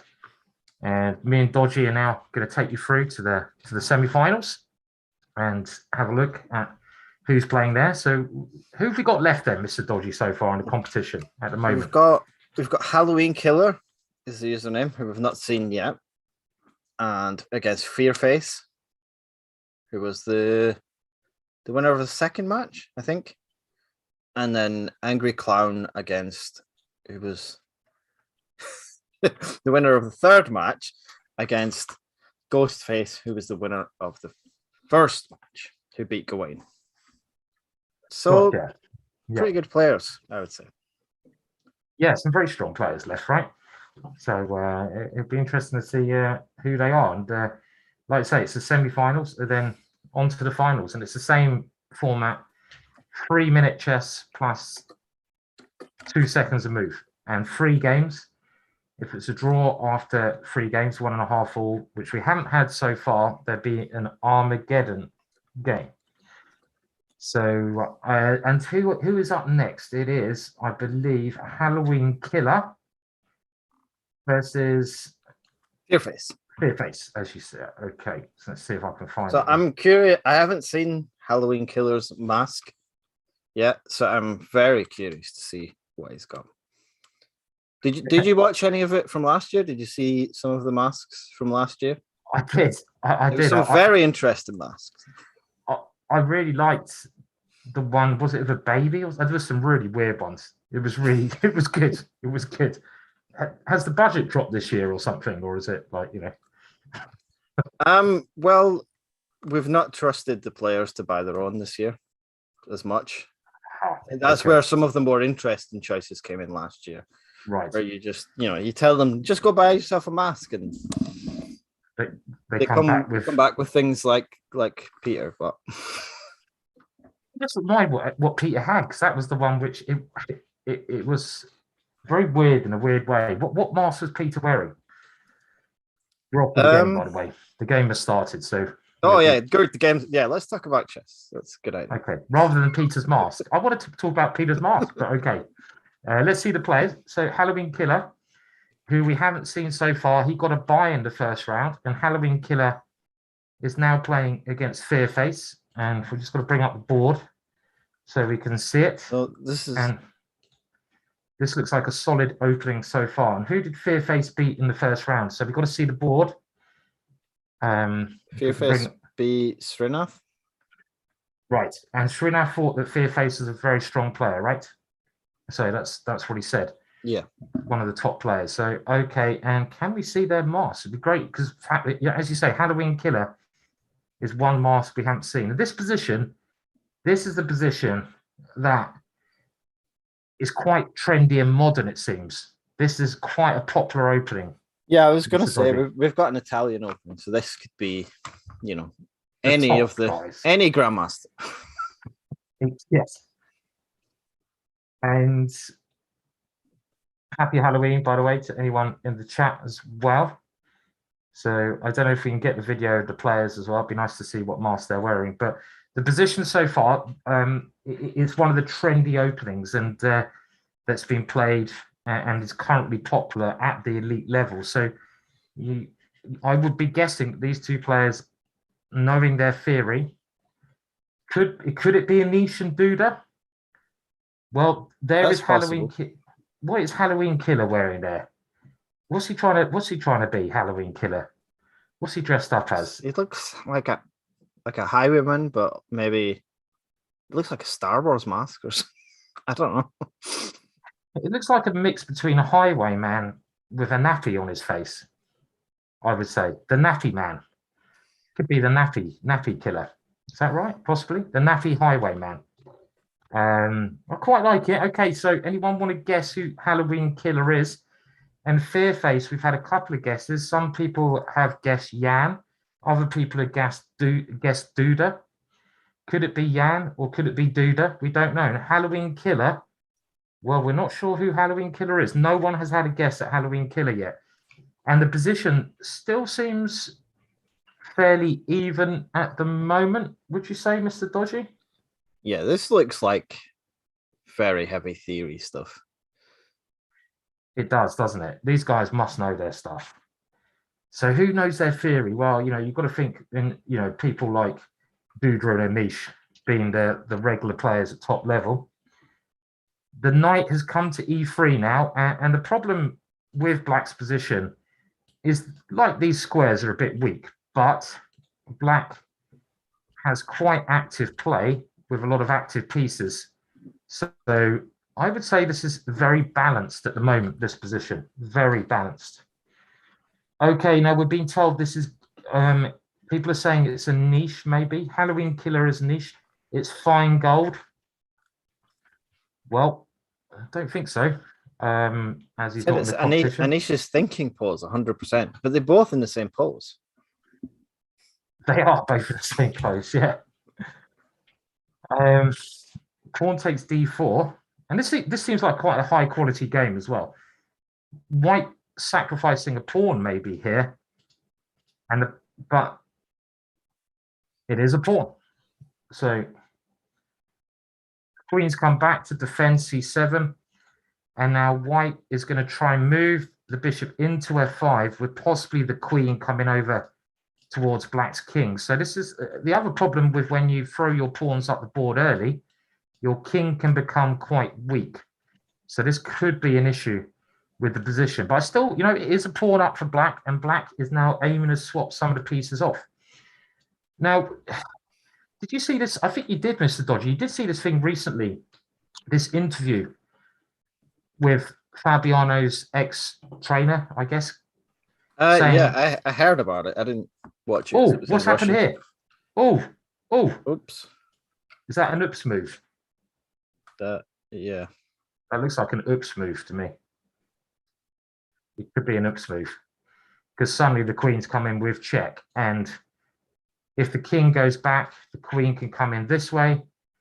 So it's got to go to h6. Oh yeah, but then maybe I just take the knight. My bishop comes into f4. That king is really exposed there, isn't it? Really exposed. I don't think you can survive this. This must be mate. Okay, so this should... Is it going to be mate now? He's taking here. Where is the checkmate? Okay. Oh, there. It's going to... Yeah, okay. Pawn takes pawn. Rook takes is actually checkmate. Wow. That was vicious, that one, Mr. Dodgy. That was really vicious. Yeah, wow. Blooming heck. Yeah. That was a very fast game. Yeah, I mean, let's just have a look where it went wrong. Yeah, it looked like it was going okay, and then knight takes d5. Yeah.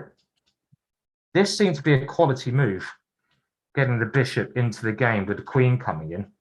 Very nice idea. And now it looked like black had to play rook h8 and try to get the king to f8, which is a very hard defensive idea to try and play. But the king had to try and come this way. Okay, the next game started. So we know in this one, Fearface with the white pieces can't lose the game. But the interview I was talking about was, it was Fabiano's second, who he's just broken up with, was basically talking about talent in chess, and maybe saying there was many more players that are more talented than Fabiano. It was a really weird interview, I thought. Anyway, I don't know. Did you see that interview? Just because it's kind of I saw the quote from it. Yeah, I didn't see the whole context, but like I usually think that when people say things like that, they mean it as a compliment. Like they mean that he works hard, like to get to that level. It's not just a natural gift. It's not just something that just you're randomly born with. Like he's earned it. So yeah, I think it's usually meant as a compliment. I don't know. I didn't see the full context, so I'm not sure because it was in Russian, but that's usually my opinion. Yeah. Because you're quite a talented player. But would you say to become a grandmaster, you relied on talent or hard work? I don't know. It's hard to say talented. I mean, You were reasonably good as a junior, though, weren't you? Yeah, I was reasonably good as a junior. I think I was 2250, like I was 12 and stuff. But I think it's a combination. Become a grandmaster, you have to work hard. Yeah, It's still There's quite no- a jump from like 2250 to yeah. I mean, grandmaster level. I think, to be honest, anyone who's a grandmaster, they've had to put in a lot of work. You can't get to grandmaster on natural talent. And I think a lot of it is hard work. I mean, you just got to put the work in, and it's a lot easier to do the hard work when you're young because you don't have as many commitments in life, like job, girlfriend, family. You can actually just work on chess, and when you get to a certain age, it becomes a lot harder to become a grandmaster. And I think that's why some of the players who are talented enough might struggle to become grandmasters because they have other things in life. Like even Lawrence Trent, who's famously going for the grandmaster title, clearly talented enough, but he's got so many other things going to do unless he concentrates full time on the chess. Well, I've just seen the mask now. I mean, that is the worst disguise I've ever seen in my life. Can I just say that? That mask is literally the worst. It really seems like the budget has just dropped this year for some of the masks there. Halloween. Yeah, we've not done great. I mean, Fearface has got a pretty good mask there, but if you had to say guess the grandmaster, and you showed them a picture of Halloween Killer, do you think anyone would get that wrong? Okay, now what's happened there? The hat and eye mask has gone back on. Has he just grabbed one of his, kids' nappies because he didn't have a mask and he's put some filter on? Well, I'm still not 100% sure who it is. And you're not a very good liar either. Okay. Back to the game. Now, Halloween Killer won the first game. So if Black wins this game, whoever Halloween Killer is, it's going to be a big reveal. People are saying he should lose for that mask. Is that like I haven't read the rules, which has been a problem with recent controversies that people don't read the rules. So maybe like having a good mask is part of the rules. I don't know. I think it should be. I think you should be deducted points. I mean, Fearface clearly has a better mask than Halloween Killer. But I didn't write the rules, so I'm not in charge of this. But but okay. But do you think this is better for either side, or does this just look equal to position? I mean, I think White should be okay here, but is there now a chance that Black can try and win this pawn, take the bishop off, and go rook e6? So bishop takes bishop, knight takes rook e6, and then if you can win the pawn, knight to d3. Knight d3, then if I take here, got rook c4 at the end, maybe something like that. Okay. Maybe. Although then I was trying to get knight to b6 at the end, but the knight's too slow. Well, we might find out. Yeah. Okay. So it seems like the pawn just drops. I mean, you could do this now, maybe, if you wanted to do it straight away. This is one way you could play it. You could go knight c4 to b6 and try to get a bit of compensation like that. That is potentially an idea. We were just discussing, if you go knight d3, rook takes c4, knight takes c5, the rook then comes to this square at the end, attacks the knight, attacks the c3 pawn. So that is going to be a little bit annoying. So White, it seems like White should be okay here, but I'm not sure how. Well, we're going to find out what happens. So rook e1.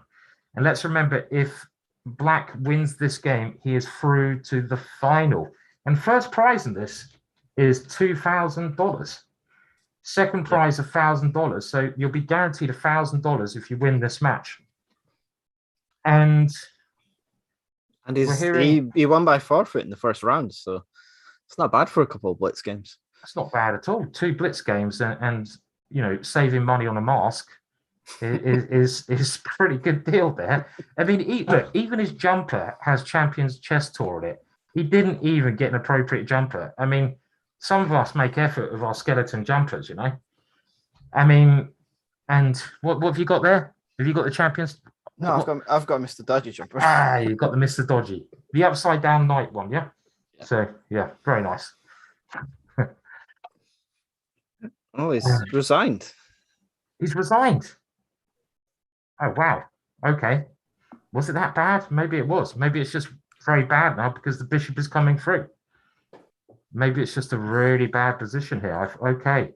I mean, it looked like white was doing okay. Let's just see where it went wrong. So around here, it must be okay for white. And we're going to find out who white is. Bishop f4 looks natural. Do you have to play that move, or is there something else you can play? Well, okay, let's have a look. Still probably all right. Equal material. And maybe here you just need to play something a little bit more solid, like rook to c1 in the position and just defend that pawn. But black's got to be absolutely okay here with the two bishops and equal material. Black's certainly not worse here. So we got the two players on the video now with their amazing disguises. And we're going to do the we're going to sort of see who Fearface is. Now, Fearface made it to the semi-final, but that was a tough match. And Fearface, can you hear us? I can hear you. Okay, and cool. It sounds like that mask is pretty hard to speak through. No, Yeah, I'm still not sure who it was. You want to take the mask off, Fearface?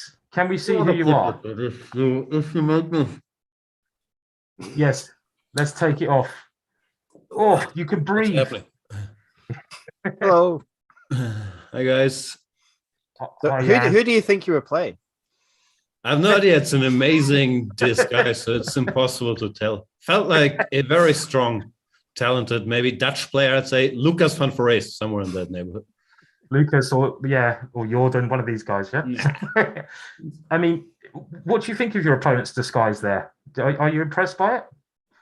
There's a thing, I'm not sure if that's on purpose, but you can see your opponent's old avatar and nationality in the new play zone thingy. I tried to change it, but it still shows my old. So my identity, I think, was kind of revealed there. And likewise for my opponent. But yeah, that's an amazing disguise and amazing chess he showed. So all the best to him.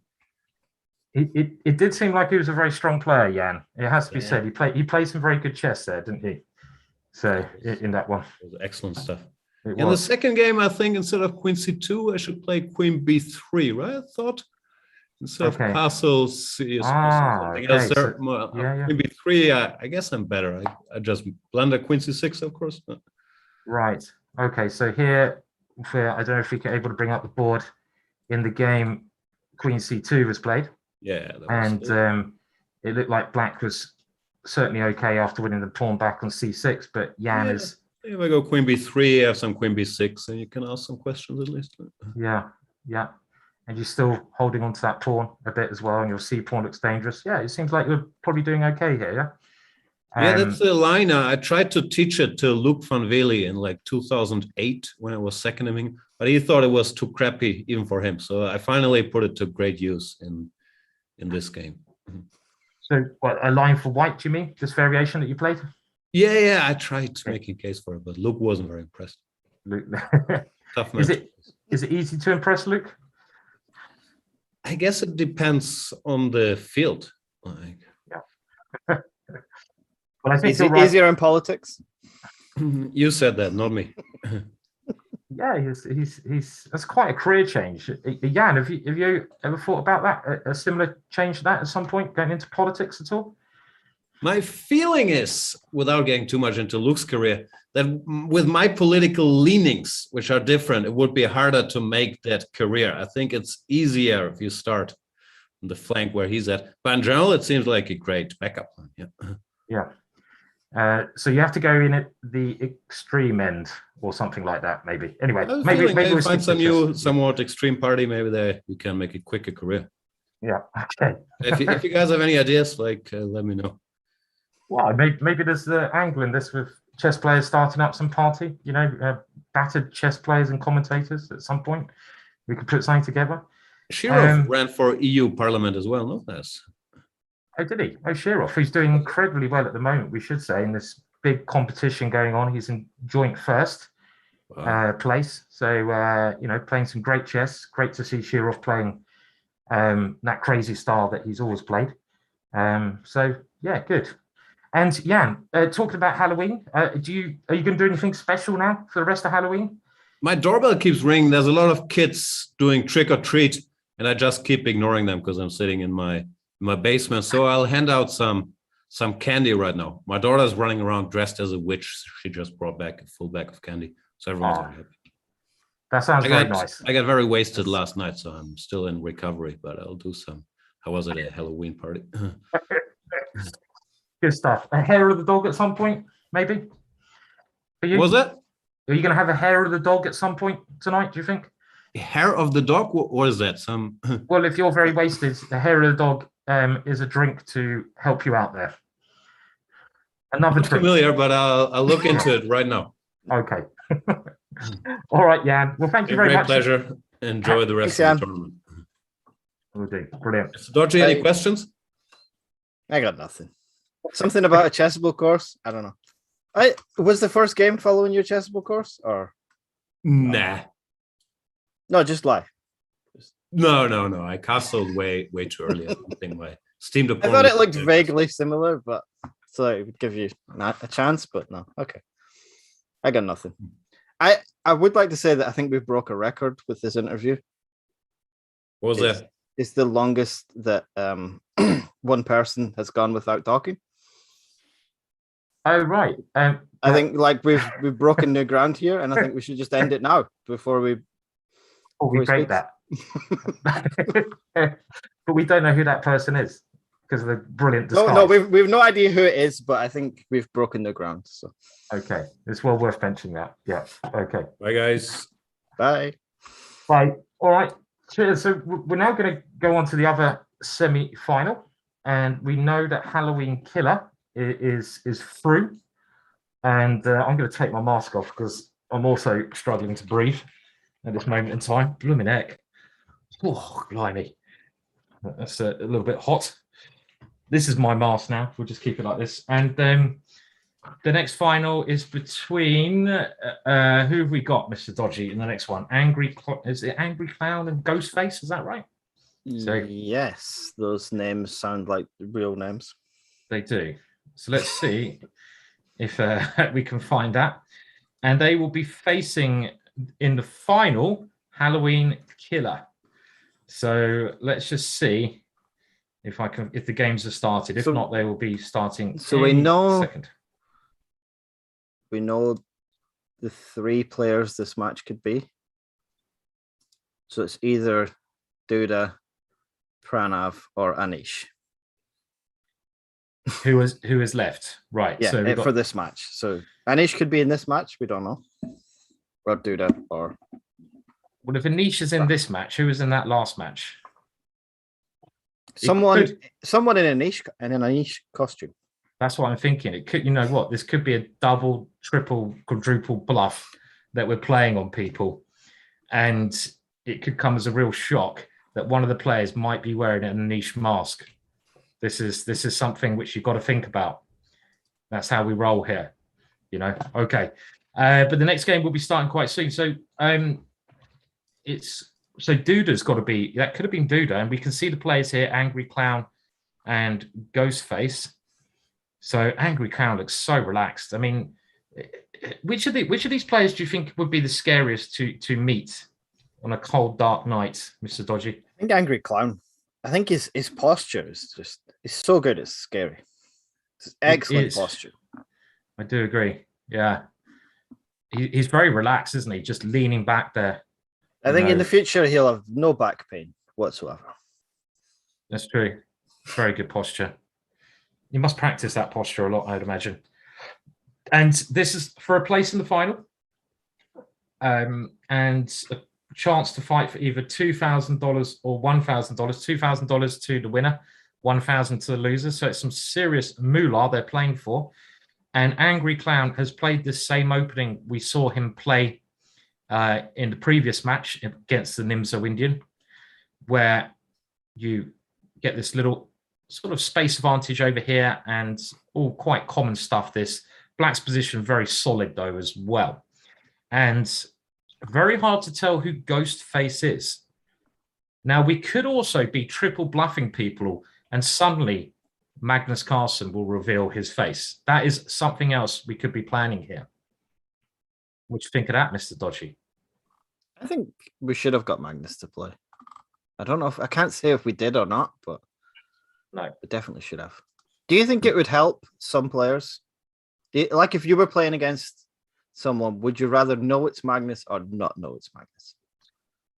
I would, or even just like any 2,700 plus player. Would you rather know that's who you're going up against, or would you rather think it's someone who's equal to you? You know what? I'd probably rather know, but it probably also make no difference as well, to be honest. So, but on the other hand, I'd probably rather not know because you might get a little bit more nervous. So there's a couple of things to say. Would you play better if you knew who your opponent is, if they're a very strong player, or if you just don't know and you play your normal game? What about yourself? Would you think you played better if you did know, or if you didn't know you were playing someone 2,700? I think I played pretty badly either way, but I think I play worse. Yeah. Right.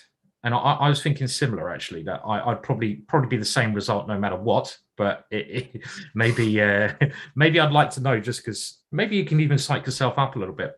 By the way, Ghostface playing a very aggressive move here. And with the queen now coming in, he's really going for it. I love what he's trying to do here. Is there a sacrifice on one of these two squares now? This would be the natural continuation. Maybe, he's come back. Okay, hang on. We've got to show this. So if you have to come back as Black here, then I was going to say that I think then Black must be Duda, but yeah, Duda would play knight takes f2. Knight takes f2 looks so natural with something like this one. Just bring the knight around here, and go for this. This looks very dangerous for White. This idea. Okay, we'll keep up with the game because I'm very surprised the knight came back, Mr. Dodgy there. And as you say, Duda probably would have thrown that knight straight in, right? Unless there was a real problem with it. We have a couple moves, a4, and the knight has now come the other way. Might still be okay for Black, though. Black seems to be very active all of a sudden with his bishops, his queen, and his rook. And this is also a nice idea. Just put it in the center of the board. So maybe I quite like Black's position here. What do you reckon? Yeah, this... Still a position. Okay, the other knight come round. Seems bishop b4. I like that idea. Try to get rid of Black's active pieces, and Black's bishop on d6 is a very active piece, striking towards the knight. So, okay, Black now. I was just thinking that the problem is with the queen on h4. If we don't do something with it, then it's kind of out of place. Like you really need to find something like knight takes f2 to justify having the queen there. Otherwise, you're just the queen is just sitting there. That's right. Yeah, no, I agree. And I mean, it could be now that bishop's been exchanged, and I have a couple more moves there. He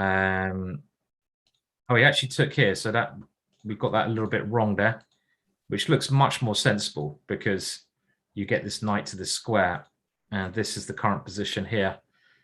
Now, White does have this little bit of pressure now against c7, but the knight's very good. Does he want knight to c3 to trade off the knight? So yeah, maybe knight c3 makes a lot of sense. Yeah, just get rid of that knight and then just try to take on c7. Yeah, yeah, I'd go along with that one. And he's probably stopping the knight coming to b4 with this last move. I guess that's why I put the rook there. And now Black is aiming to give a bit of control to the c3 square. I mean, it still seems fairly imbalanced, but he's even gone the other way. I didn't expect that, Mr. Dodgy, but this rook takes c7 is such a strong idea, right? Yeah. Does he want? No, he has to recapture on f4. I was thinking knight takes f4, then rook takes c7, but like he could just take on h3 or Yeah, maybe. I mean, even here, though, I'd Maybe take not. back, Yeah. and there's still that little problem there, isn't there? So, but he's gone Queen D8. So White certainly now pressurizing, and the time control. Ghostface is down on time. So Angry Clown maybe missed an opportunity earlier on when he could have played Knight takes F2. As soon as you start retreating in these positions, things can go wrong. And this maybe seems to be a black problem. White has grabbed the pawn, and it seems like a fairly safe pawn. This bishop is not great because there's a pawn always in the way of it. And the white knight has a nice square on F4 as well. So queen coming in, also a good move. Might be trying to win another pawn or helping come back and defend. So far, it looks like Angry Clown is in a good situation. Yeah, this looks very tough to defend for black. Very tough to defend here. 20 seconds as well for Ghostface. Not going to be easy.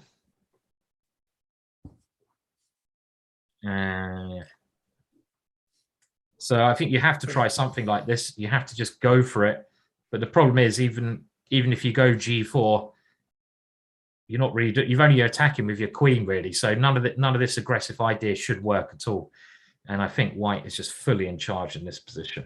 Or does White just ignore it? Does he just play like Knight C3, then G4, and go this way? It's a little bit intriguing. 4 seconds left. Okay. And now, I mean, taking the queens off looks natural because you're a pawn up, but he has taken the queens off. he did have Knight to H5 if you wanted to be fancy. That was quite a flash move, yeah, a little tactic. So White's a pawn up in this ending. All the chances with White at the moment, but Black's now managed to get his rook to a very good square, a very active rook. And even the black bishop is a pretty good piece in this structure. So I'm just wondering how White can break through here, because White doesn't have any passed pawns and his extra pawn is not looking too great. No, so if the bishop comes to F3, like what can White do? Nice idea. Yeah, maybe I put the knight here, but now rook G8. I mean, this is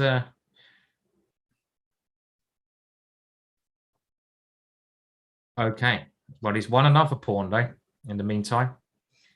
And has he got knight F4? Is that just a very strong move? Hang on a minute. Black took on H3, but this has walked into this fork here. And all of a sudden, Black's 2 pieces are attacked. Yes, bishop D3. Bishop D3 probably has to be played. Maybe then I just play rook D1 or rook B3. And I might be going 2 pawns up in the ending then. So bishop D, okay, he has resigned there. And the point being, bishop D3 may be one of the only tries. But after rook b3, I'm going to be winning 2 pawns in the ending. So we're straight into the next game. And we now know that Ghostface can't lose this game. So we have an open Sicilian. We have the Najdorf. We have one of the most exciting lines in the Najdorf, bishop g5. And this is often a lot of fun, these positions. This is the kind of game we want, Mr. Dodgy, isn't it? Some hacking chess. We want some craziness, right? This is good fun. Yeah. You don't see bishop g5 too often anymore. Like they play like every other move. All these h3, a3, rook g1, queen d2. They play everything nowadays, don't they, in the Najdorf? Every single move is played now. There's about 17 moves or something on move 6. It's crazy. I think every playable move has been played at top level now. So literally every move.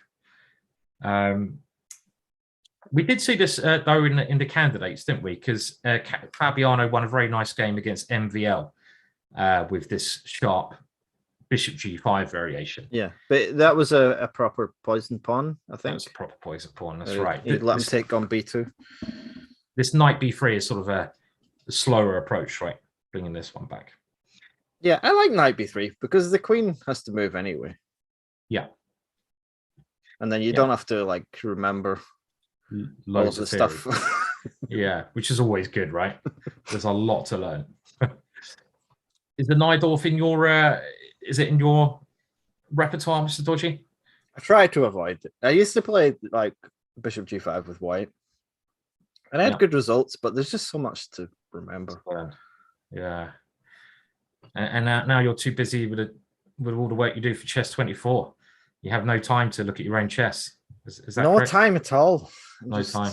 so busy Workhorse. commentating. As a professional commentator now, it's Yeah. like this is my new job.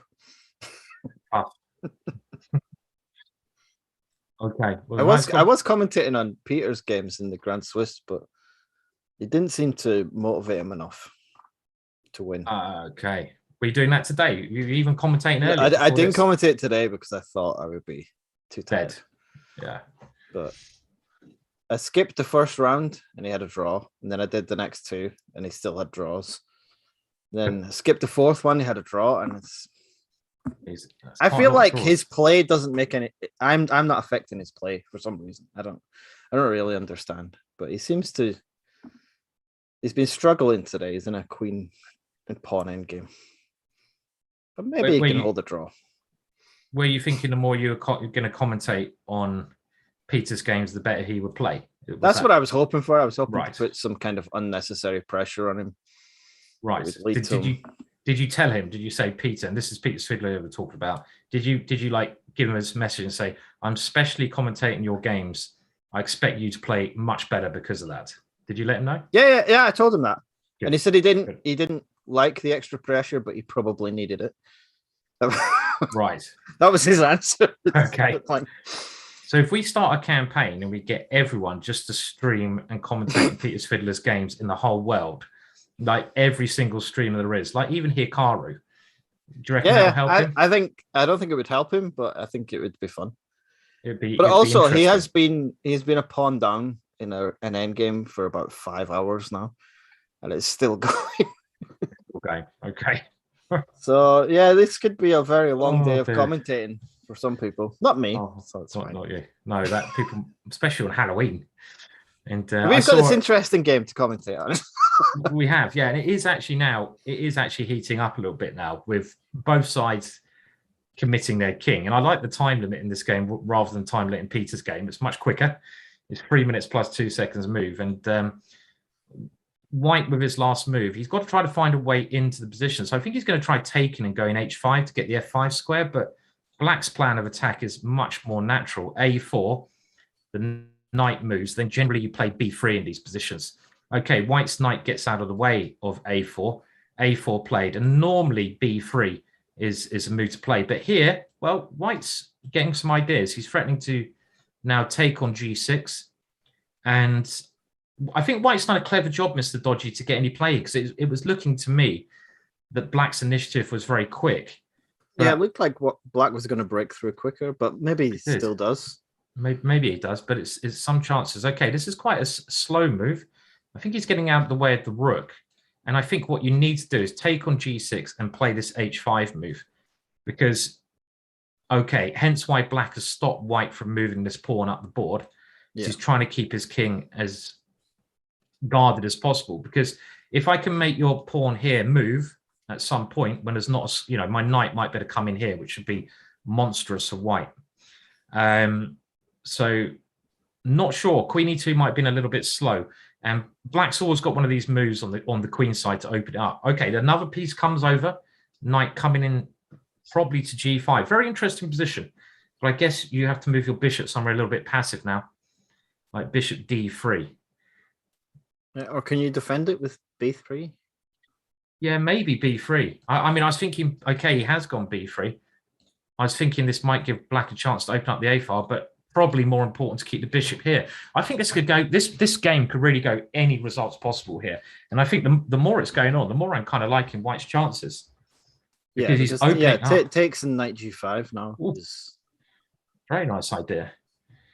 And it might look like Black's got this very dangerous attack on the queen side, but that's only if you somehow get your queen in the position, which you should not manage to do. And the problem now is if pawn takes pawn, the knight, look at this knight, comes in. So this could be, so far, I think every match has gone 2-0. Is that right? Yeah, I was just checking now. Yeah, that is right. Wow. Every match has gone, we haven't had we haven't had a third game. cool. They're trying to make our life difficult. So, or easy. I think we're going to finish about an hour earlier than we thought. So- good. More horror film watching for me.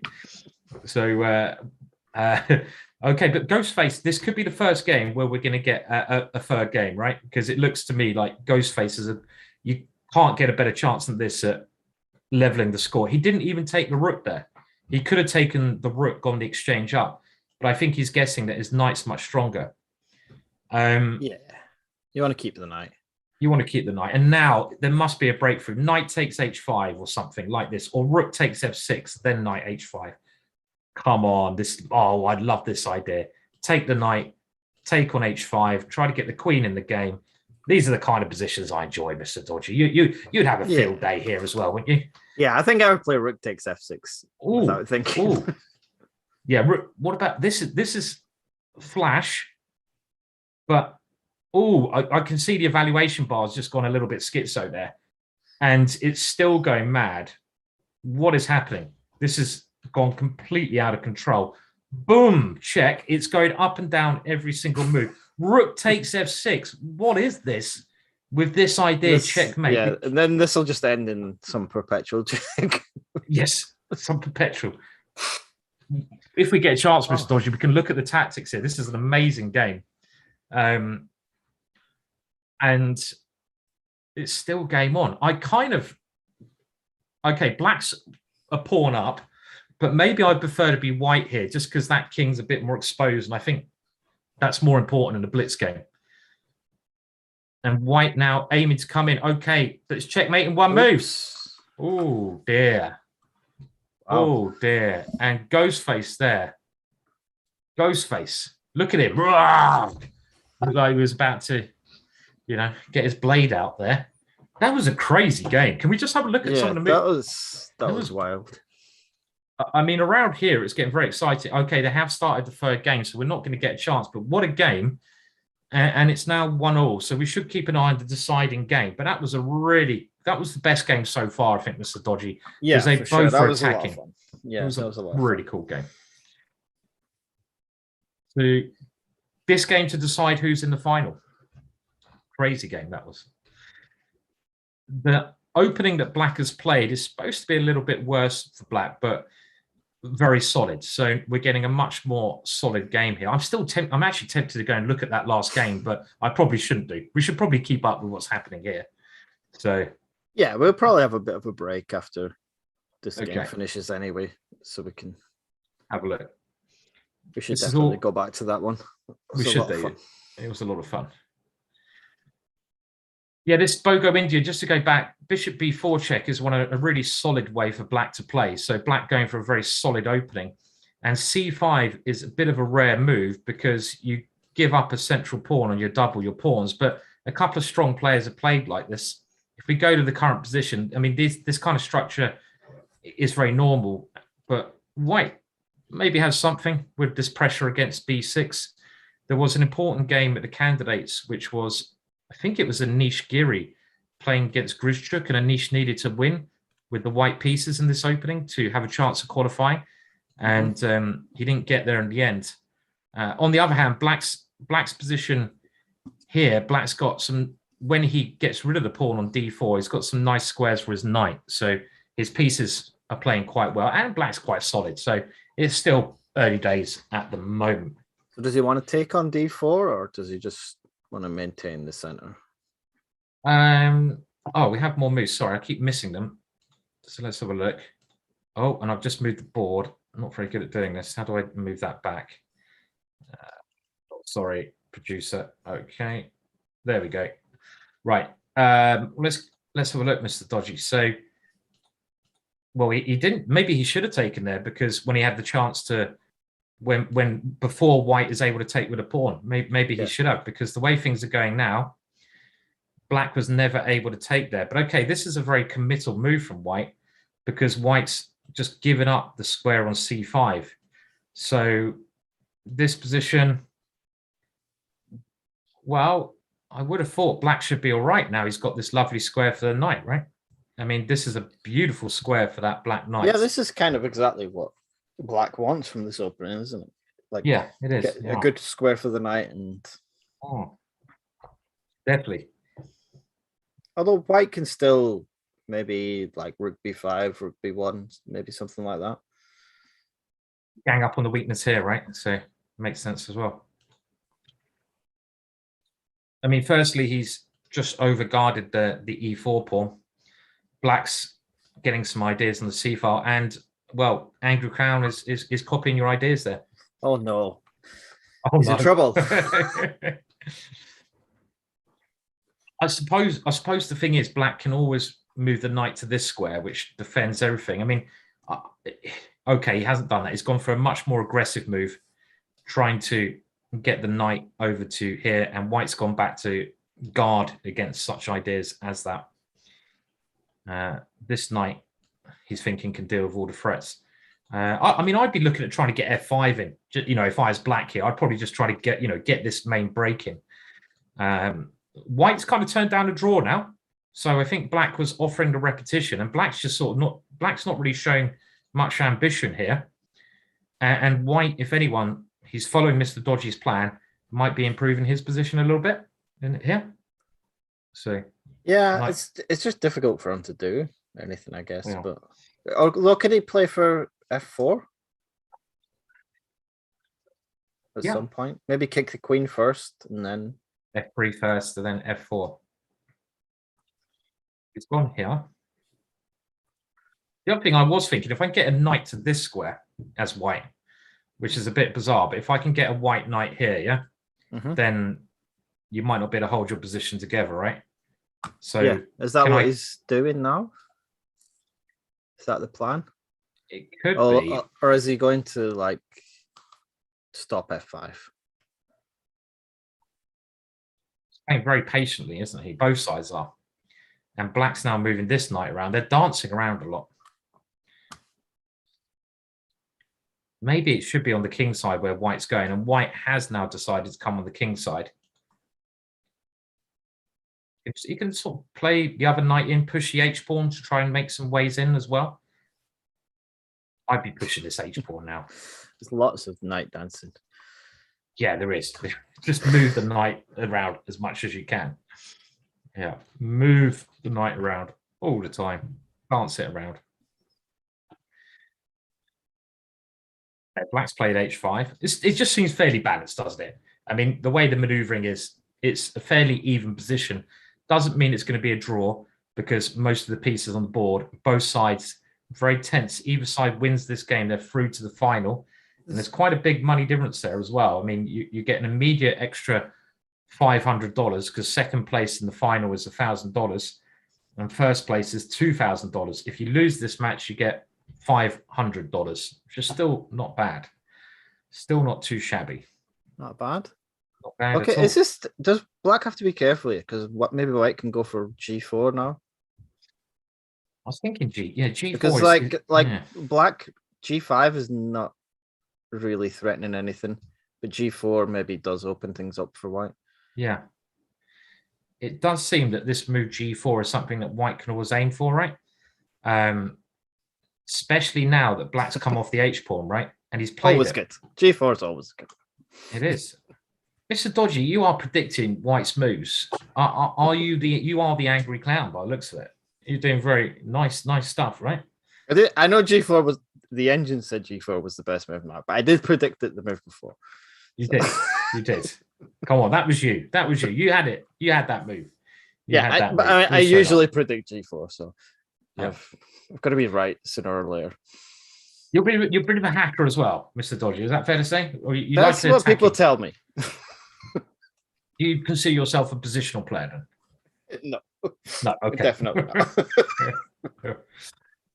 So I think what Ghostface is trying to do here, he has to give up this pawn because he can't give away the f5 square. So Black has given up the pawn. And I don't know if that was more forced to do it, but he's trying to at least get some blockade and counterplay himself, which seems like a wise idea. But this is probably now, yes, the white queen dives in, and it looks like something has gone wrong for Black in this position.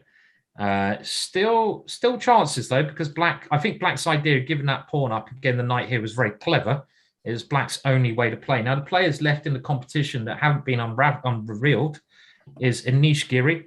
Maybe Anish is one of these two guys. Duda. Is Duda one of these two guys? And Pranav as well. And Pranav, is it right in thinking that Pranav is not even, hasn't even got a title, Mr. Dodgy?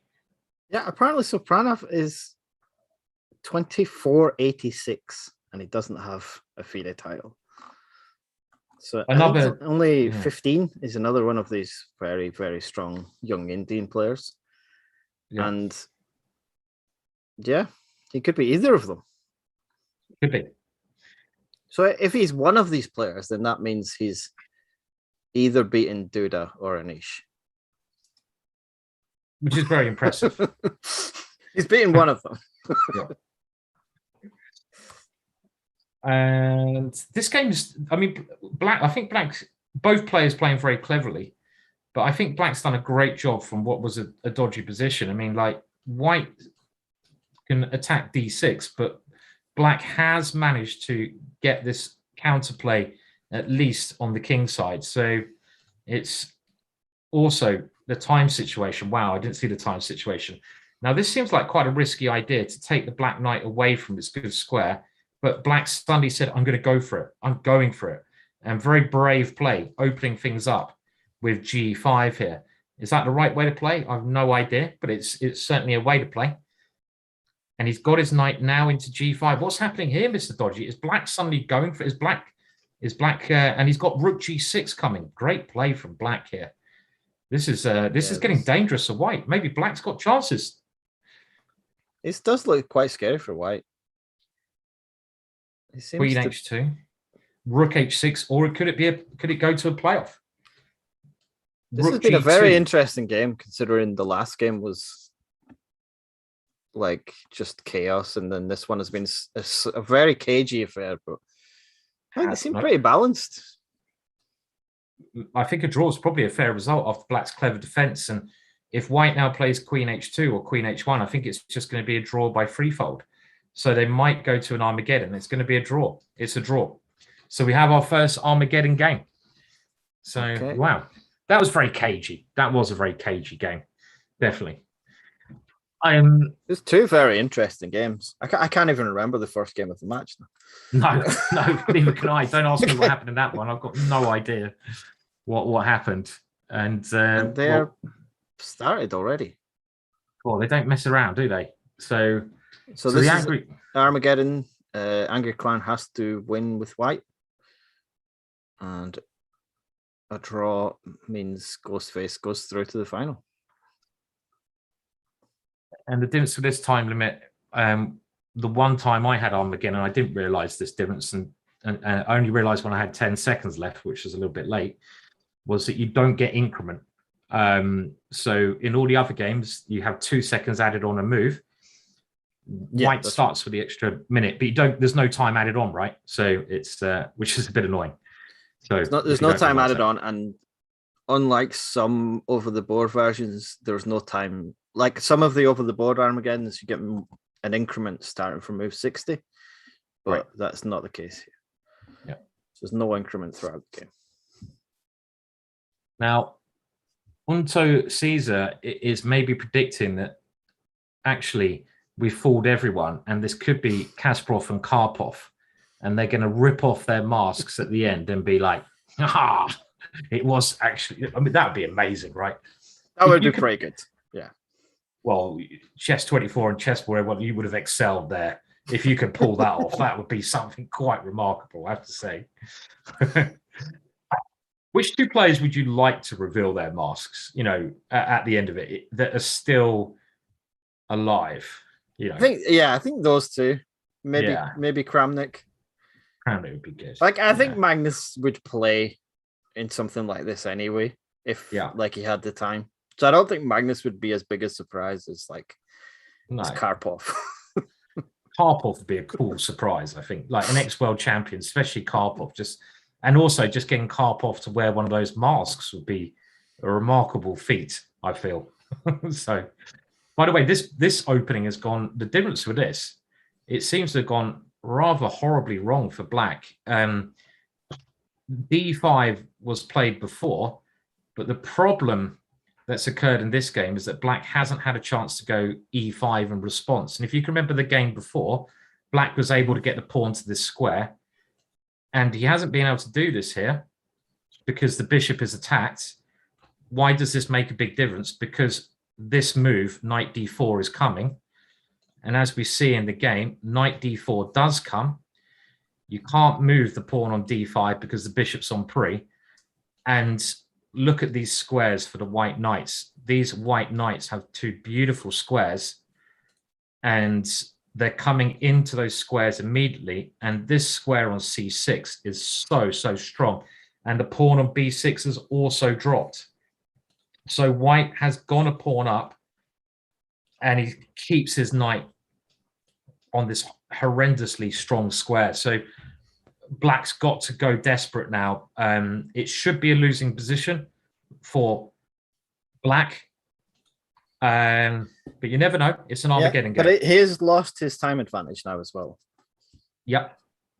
And time is extremely important. Which color would you pick in Armageddon? White or black? I would probably, it depends who I'm playing, but I'd probably pick white because I can be a bit naff with black sometimes because I don't keep up with theory. And with white, I like hacking, and I've got loads of different hacking openings I can wheel out.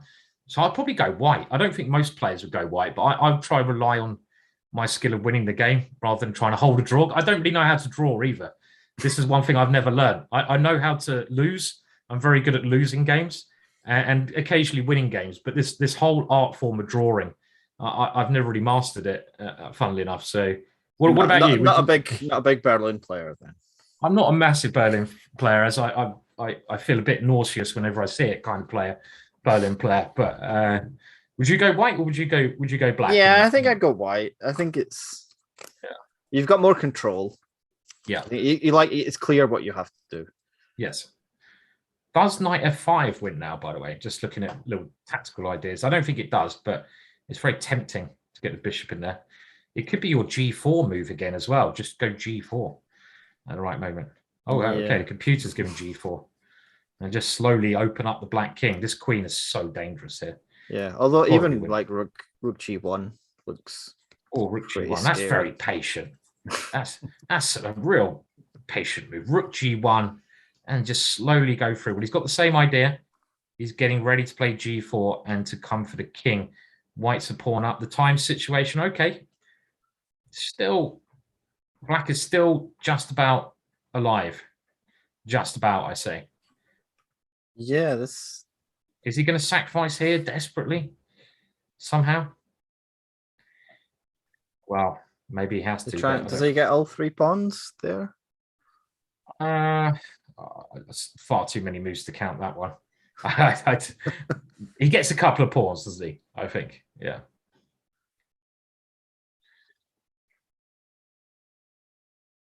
It'd be quite cool if you did one of these as well, and you did it with celebrities, right?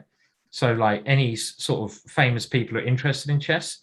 So as well as world champions, you had various like fans of chess who are well known, and they revealed their mask at the end. That'd be quite cool as well, I think. You know. Yeah, for sure.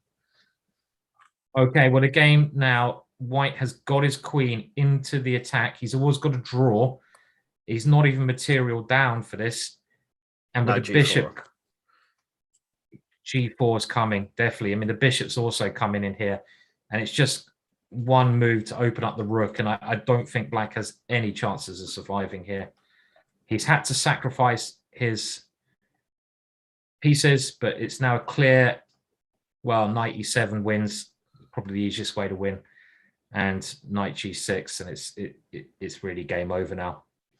You can always pick up the rook here if you want to, and he's just kept it simple. He's going to be a rook up, and that must be the end of the game now. Yeah, he's got plenty of time. Yeah. There's only going to be a few more moves, I guess. Yeah. So it looks like Angry Clown is going through. Ghostface put up a really good fight, though, right? I mean, incredibly strong fight. That was definitely the closest match we've had so far. Yeah, all the way to Armageddon. Well done, Angry Clown. So we know the final now is going to be Halloween Killer versus the Angry Clown.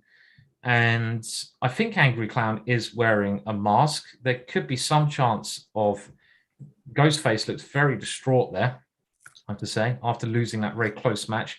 It's probably worse losing a close match because you know you have chances, and I'm sure at some point, well, Ghostface had some good chances in that match, especially in the last game where he must have been pressurizing.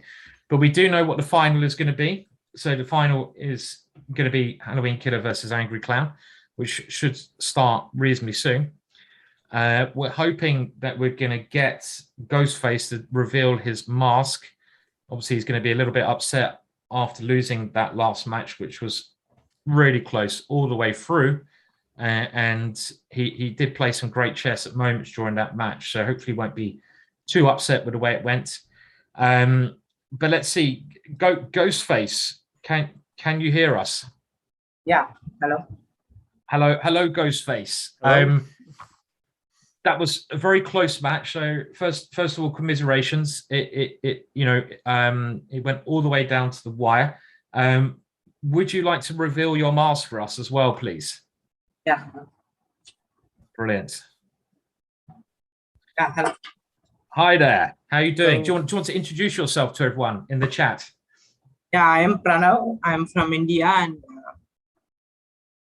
I'm an IM, but not officially. Still have not got the title, but yeah. It is a, One of the strongest players in the world who hasn't got a title. Like, I think this is something like Kramnik did the same as you. I remember Kramnik was like 2,600, and then suddenly he became IMGM world champion. So maybe you've got the same route as Kramnik. So not all bad. Yeah.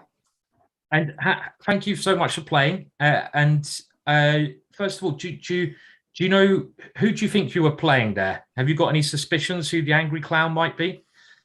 I thought it was Duda. That's not sure. Okay, so you're thinking Duda there. Okay, so that's the prediction we got there.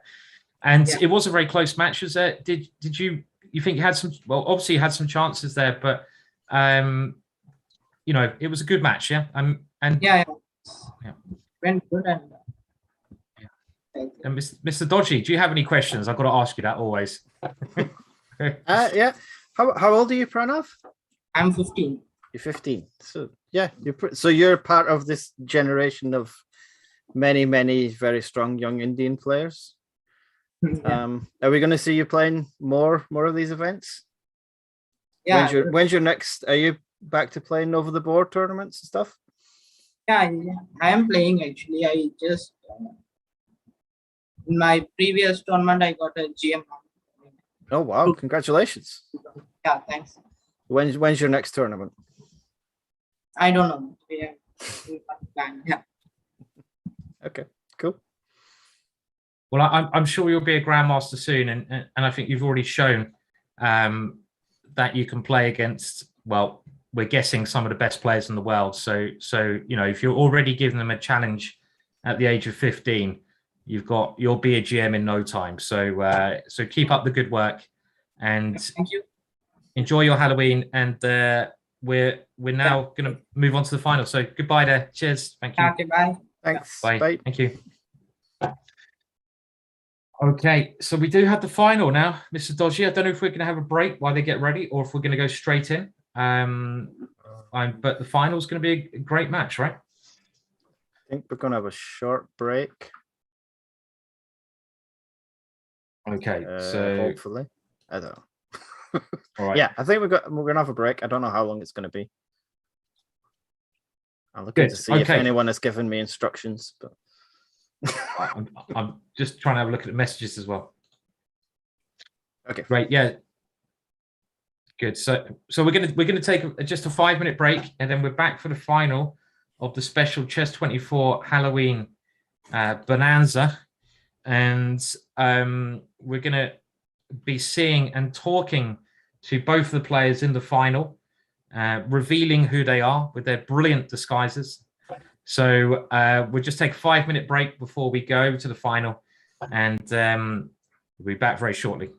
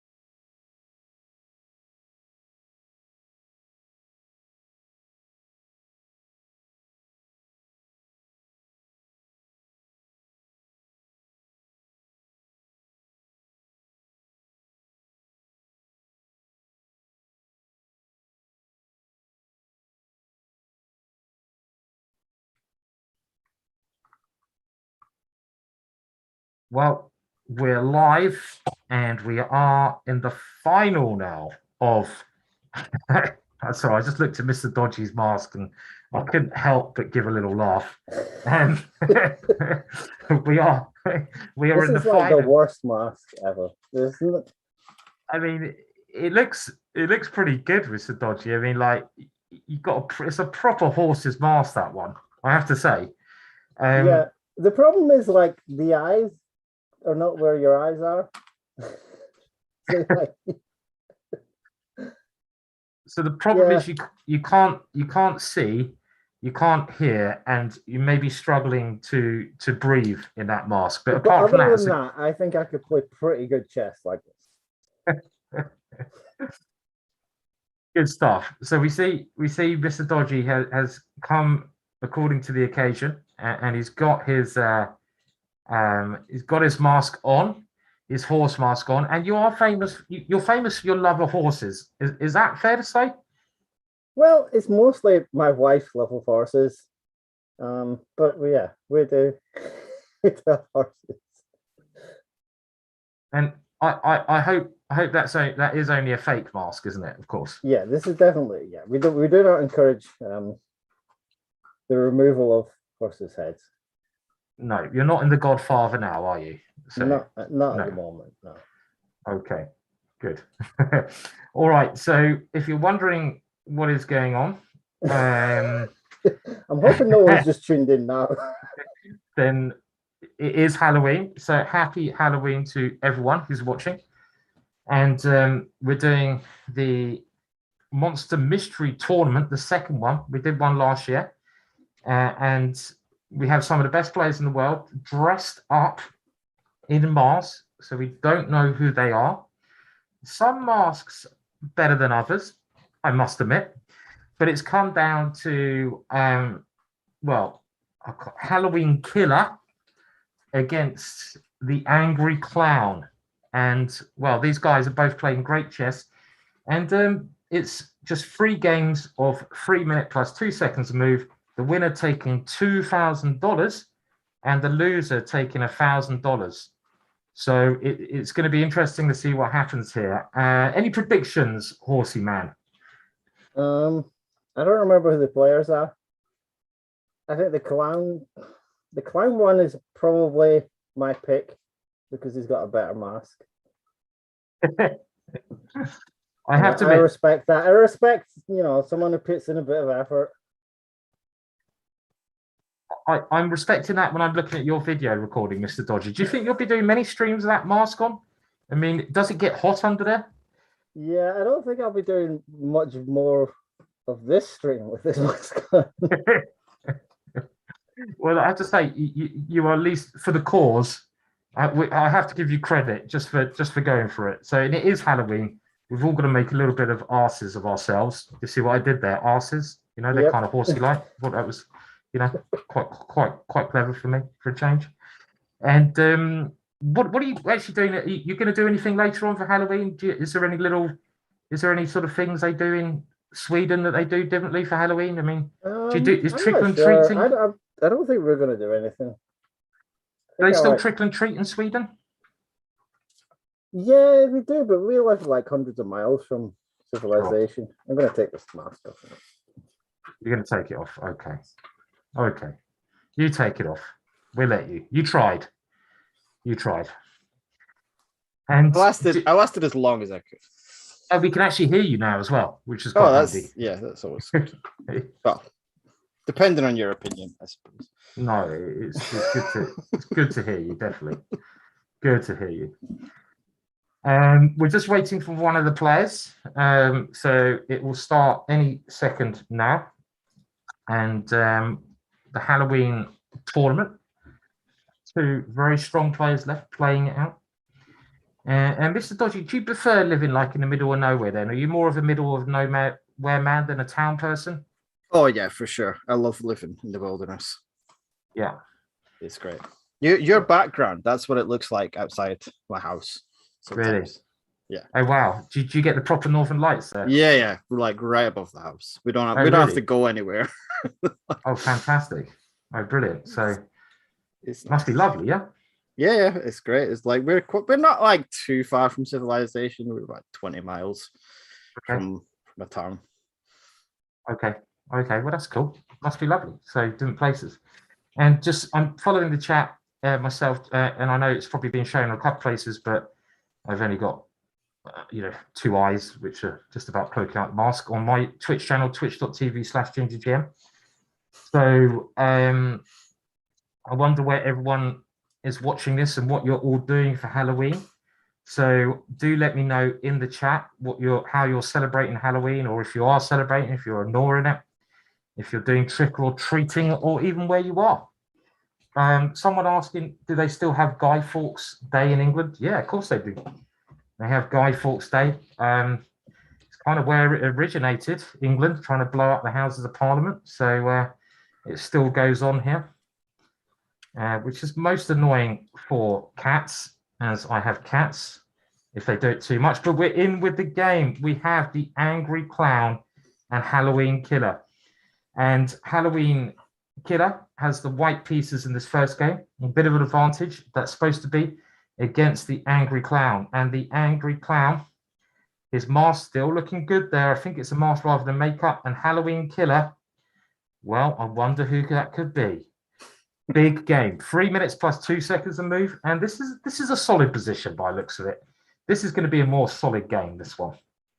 Right? Yeah, this looks like they're taking this pretty serious. Yeah, they're playing for a difference of $1,000, aren't they, as well? That's not bad. They could buy a decent mask for that money, right? So well, but one of them could. One of them already has one, to be Yes. fair. I think this is a longer match as well. I think this is best of 5. okay, right. I should know the rules, but I should know the rules as well, but I think this one is best of 5 and then Armageddon. okay, best of 5 games. So okay, yes, it is. We've been seen. So thank you. Thank you for clarifying that. So it's not 3 games, it's best of 5. I didn't realize that. So It's the final. Big pressure. So we've got like longer to try and guess who the players are. So we can really drag this out for 5 games. Like, we can really milk it. Yeah.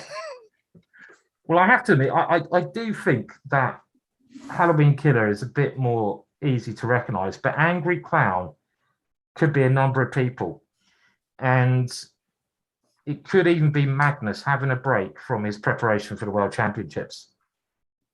I mean, the problem with Halloween Killer's uniform is that it seems to jump a little bit in and out of, like, which is quite funny. But the position, let's go back to the game. So very solid position so far.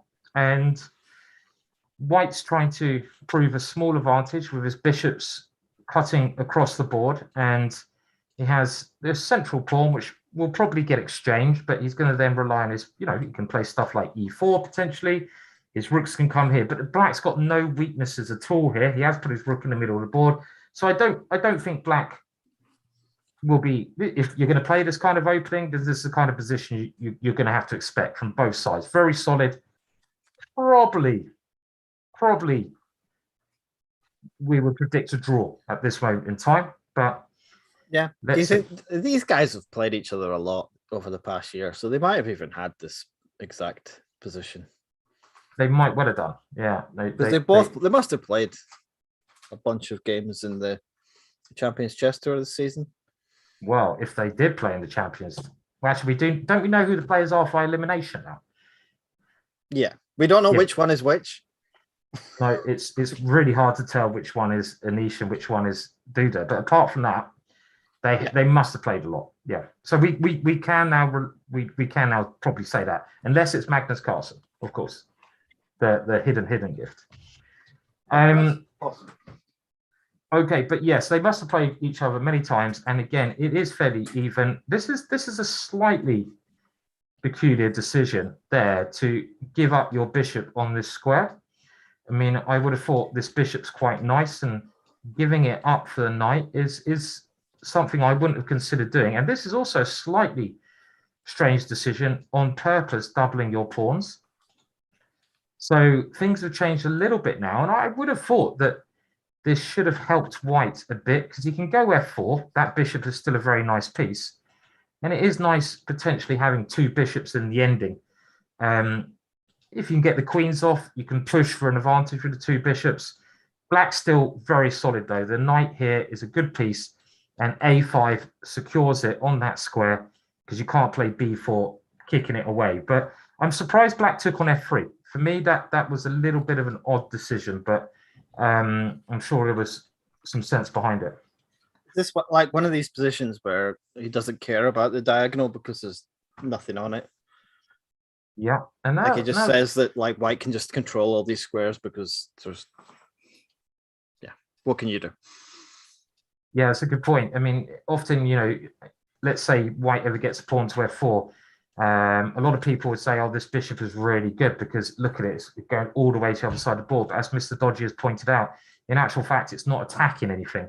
So it's not an amazing piece because it has nothing it can capture or do with. But I would have still have thought that if you get to an ending, the bishop can gain a lot of squares. But maybe Black's decision was just a very clever one because he's saying, well, my knight is just as good as your bishop, which it does look like it is. And with more pieces getting exchanged, the only tactic now, can he grab on a5? This is, well, that might have been something he could have tried, but the idea of pawn takes, then grabbing the knight, no? If we go back to this position here, was this something that was worth considering? Just trying to take some advantage of the knight being undefended there? And, is this maybe because it's opposite colored bishops, it's maybe harder to win? It was, yeah, maybe harder to win. We'll see if my computer can handle the position now. Otherwise, I might have to do a quick close and open, I'm afraid. Maybe I'll do that now very quickly, actually. So I'll just, okay, let's do that.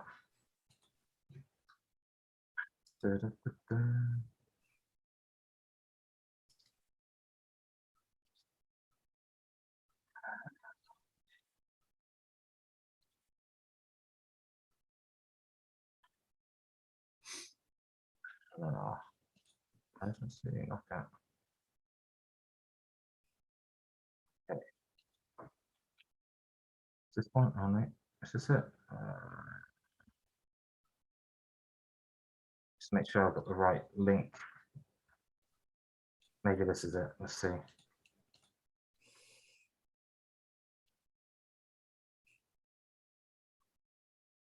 Okay.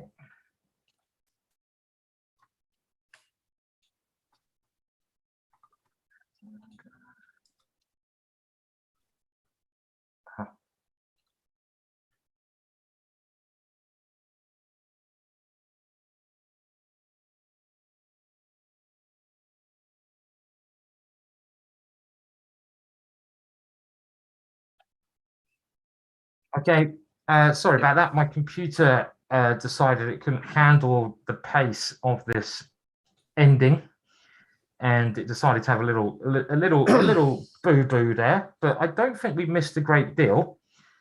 Just going over the moves, it did always look very solid, and we last had a look around this position. Not too much to report, and as soon as Black now manages to swap off this piece, you can't take the knight because of bishop takes f2 check, winning the queen. And as soon as Black is able to get this opposite color bishop position, it's clearly going to end in a draw. There's not any weaknesses in the pawn structure for both sides. Black's a little bit more active, but it doesn't matter. White manages to consolidate his position, everything defended, and the first game ends in a very safe draw there. So yeah, not too much to report there, Mr. Dodgy, in that game. They started. Yeah, so I guess knight bishop takes a5 was probably a better try then, because you end up in the same end game but with an extra pawn. But yeah, I guess there's not too much difference. Yeah. So the one point was in this position here, instead of bishop e1, there was an opportunity for white to play bishop takes a5, which would have given better chances to have won the game. But we are in with the next game now.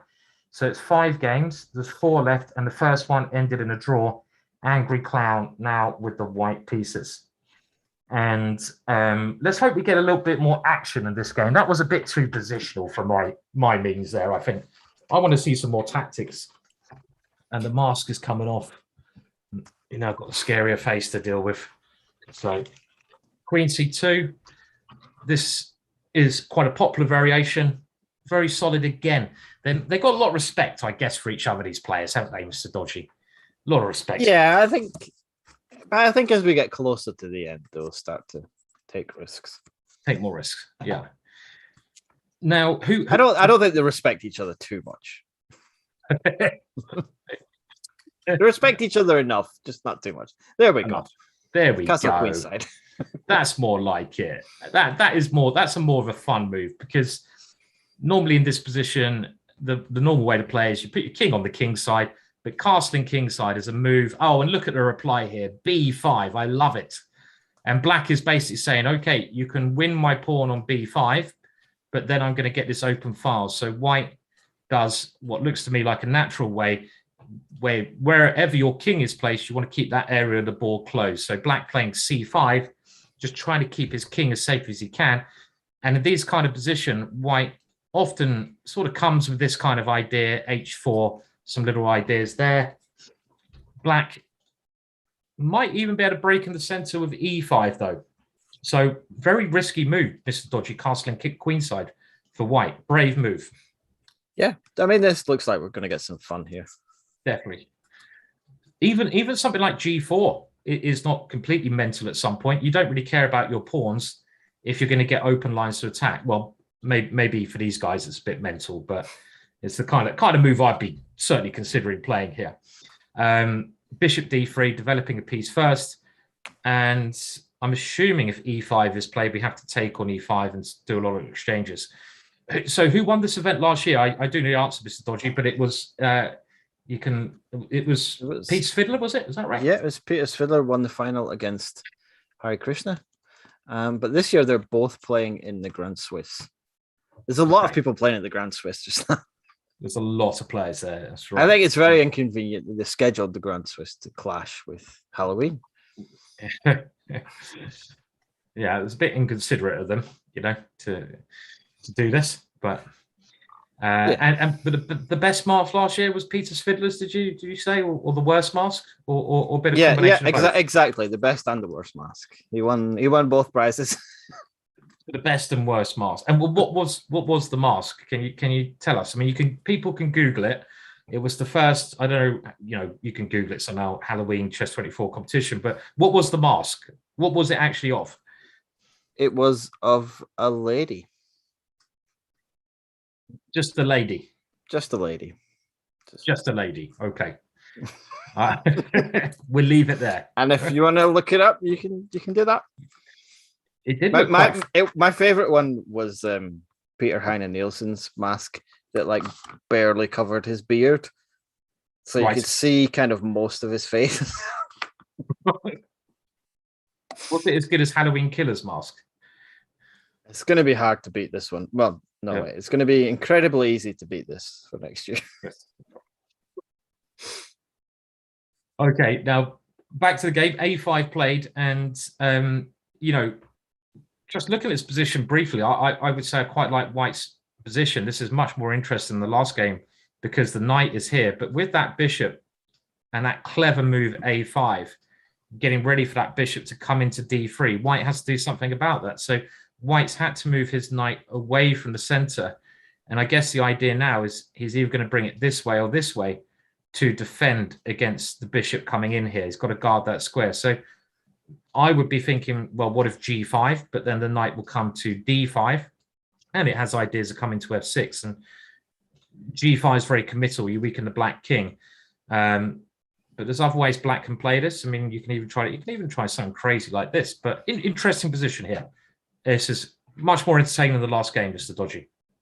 Yeah, like G5 and then just maybe King G7. And B3 looks fun as well. B3 looks like a good idea, right? B3, and then if he takes, it just goes rook B5. Yeah, just trying to bring the rook in to attack the king. Okay, this is really heating up now. They've both got a minute left, and he has just played rook b5, and he's just aiming to come through here. Now, he's got to be a bit careful, because if you go rook takes b3, I might better go queen takes b3. And this position will probably just end up with white coming out of it very good. The ending looks quite bad for black generally because of the Is pawn there here. bishop d3? Bishop maybe? d3, I might better Take. take it this way, Yeah, I think, in the position. But he has, well, he's gone after rook d1. He's now gone g5. So what a move that is. That is one of those moves which, well, I mean, how do you stop this knight coming to f6 and queen c3 is playable? G5 is a very, and you can see the evaluation bar has gone. It really dislikes that move, because now the white knight has suddenly, I mean, you didn't need to weaken your king like that. You didn't need to weaken f6. And with the idea, I guess he was planning like knight d5, king g7. Yeah, maybe. So let's have a look. So here looked like the natural way to play, and then something, or at least you can just move the queen somewhere. But Yeah. when it comes to h5, you can't move the queen. That's right. Yeah, good point. So in this variation, you can move the knight here, but after knight h5, you can't move the queen here because of the back rank checkmate. The rook just comes in here. So I'm not even sure if, okay, we have some more moves. The rooks come to f5, and now the queen has come to c3, threatening checkmate. And I think this is just crumbling because white's rook might be coming in as well. I'm not sure if you can defend. I mean, if you go f6, I just take it, actually. Okay, he's had to play f6. Oh, look at that. Queen takes. That's a little bit flash, isn't it? He even takes for the queen, just trying to swap more bits off. No time for Halloween Killer. And first blood goes for the angry clown, Mr. Dodgy. Yep. 2 games down. That was a nice finish. Very nice finish. So knight to h5 was the move that black certainly missed there. And instead, after f6, or taking with the knight, which maybe allowed black some chances with the bishop coming in, he played that more tactical idea. But it's the 3rd game, and Halloween Killer now is 1 point down. So he needs to get a win on the board. And he plays a rather sharper line, and this could get very interesting.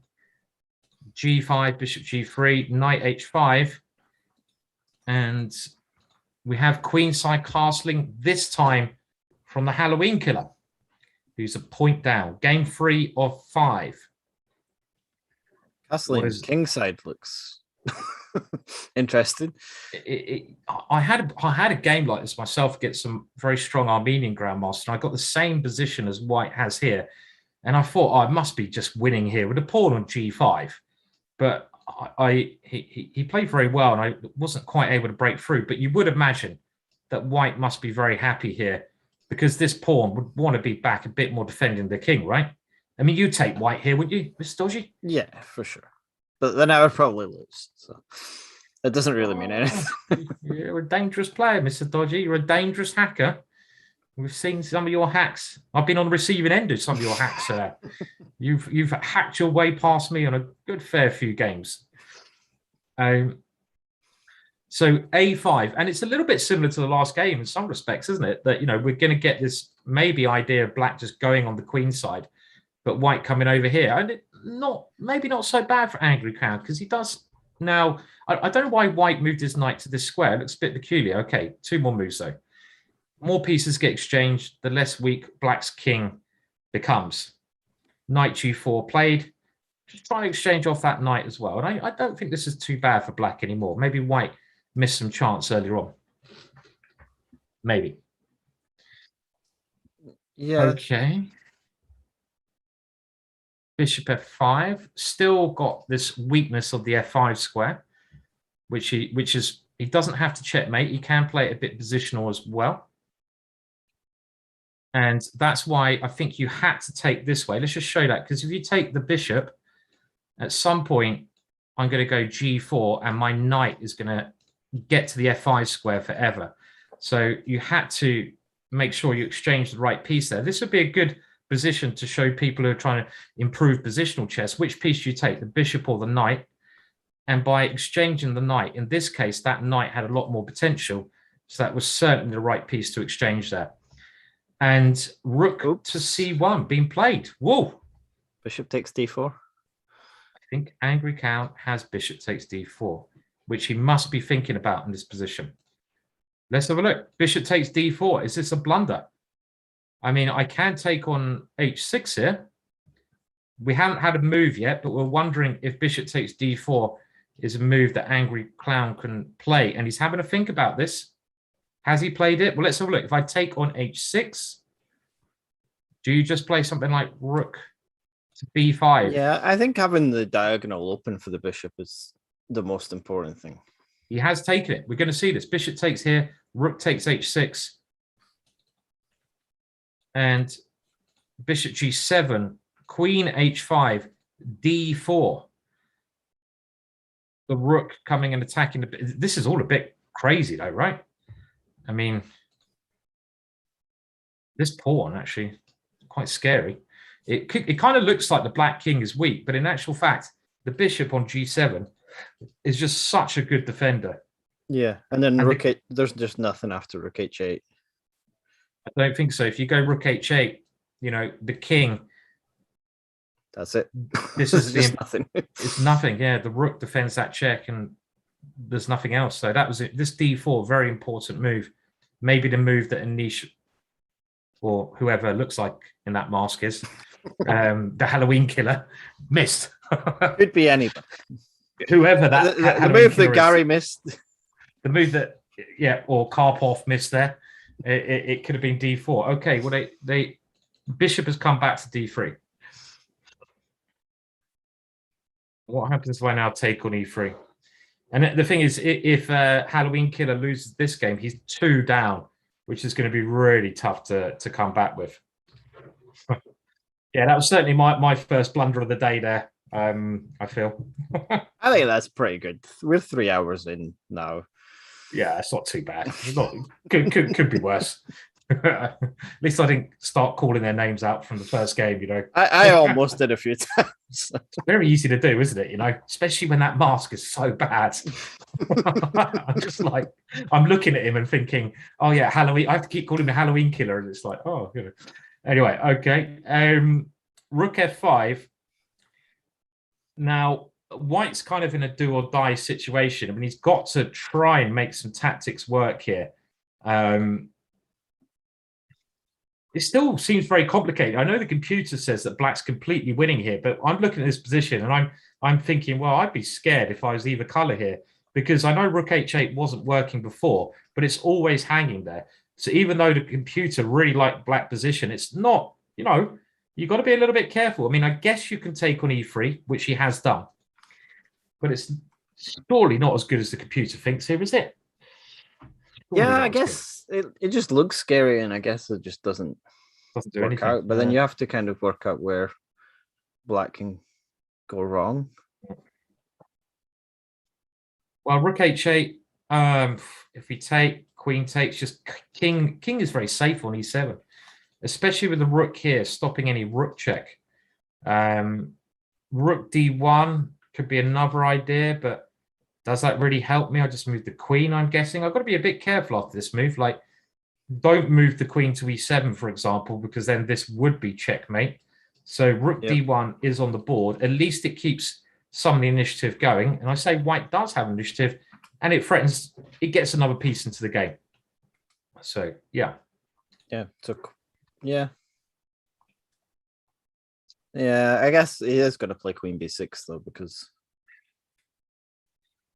there's no other square for the Queen.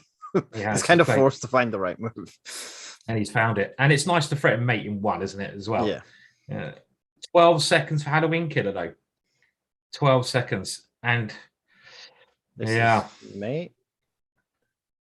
Queen b3 is a beautiful mate. If you look at that. Is Queen b3 mate? Yeah. Sorry, that was a nice mate, right?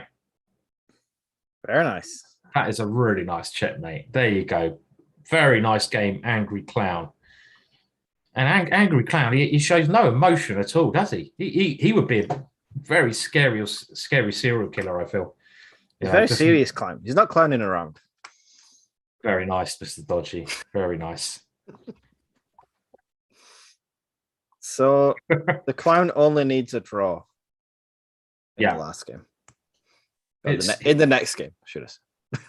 That's it. And the game has started already, and it's 2.5 out of 3 for the Angry Clown out of 5 games, right? So Halloween Killer needs to win the next 2, and he started with quite a solid opening here. If it's a draw, it's enough. Any chance Halloween Killer can do it? It can happen. I think he should have started with 1b6 though. In honor of Lawrence Trent's latest course? Yeah, I think he should have done that. Are you a 1b6 player? I've never played 1b6. Is that one of the ones you've messed around with? I've done a lot of crap in my time, but I've never done that crap. Wow. Okay, well that's I'm joking. not the I'm greatest joking. endorsement. No, 1b6 is actually a pretty decent move. I play it against d4, and it's a great way to get white out of theory and get an interesting position. But the reason I haven't played 1b6 against e4 is I generally don't like getting cramped positions.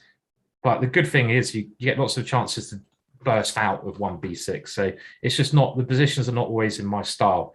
Hence why I haven't always played it. H4 by the Angry Clown. He only needs a draw, but he's, again, this often when you get the queen here, I think he will castle queenside. I've played this variation as white. This idea of bringing the knight to the square can be very scary combined with e5. So, I mean, let's say c5 is played, or you play something else. Let's say you play a developing move like this, where you'd have to watch out for e5 and then knight g5.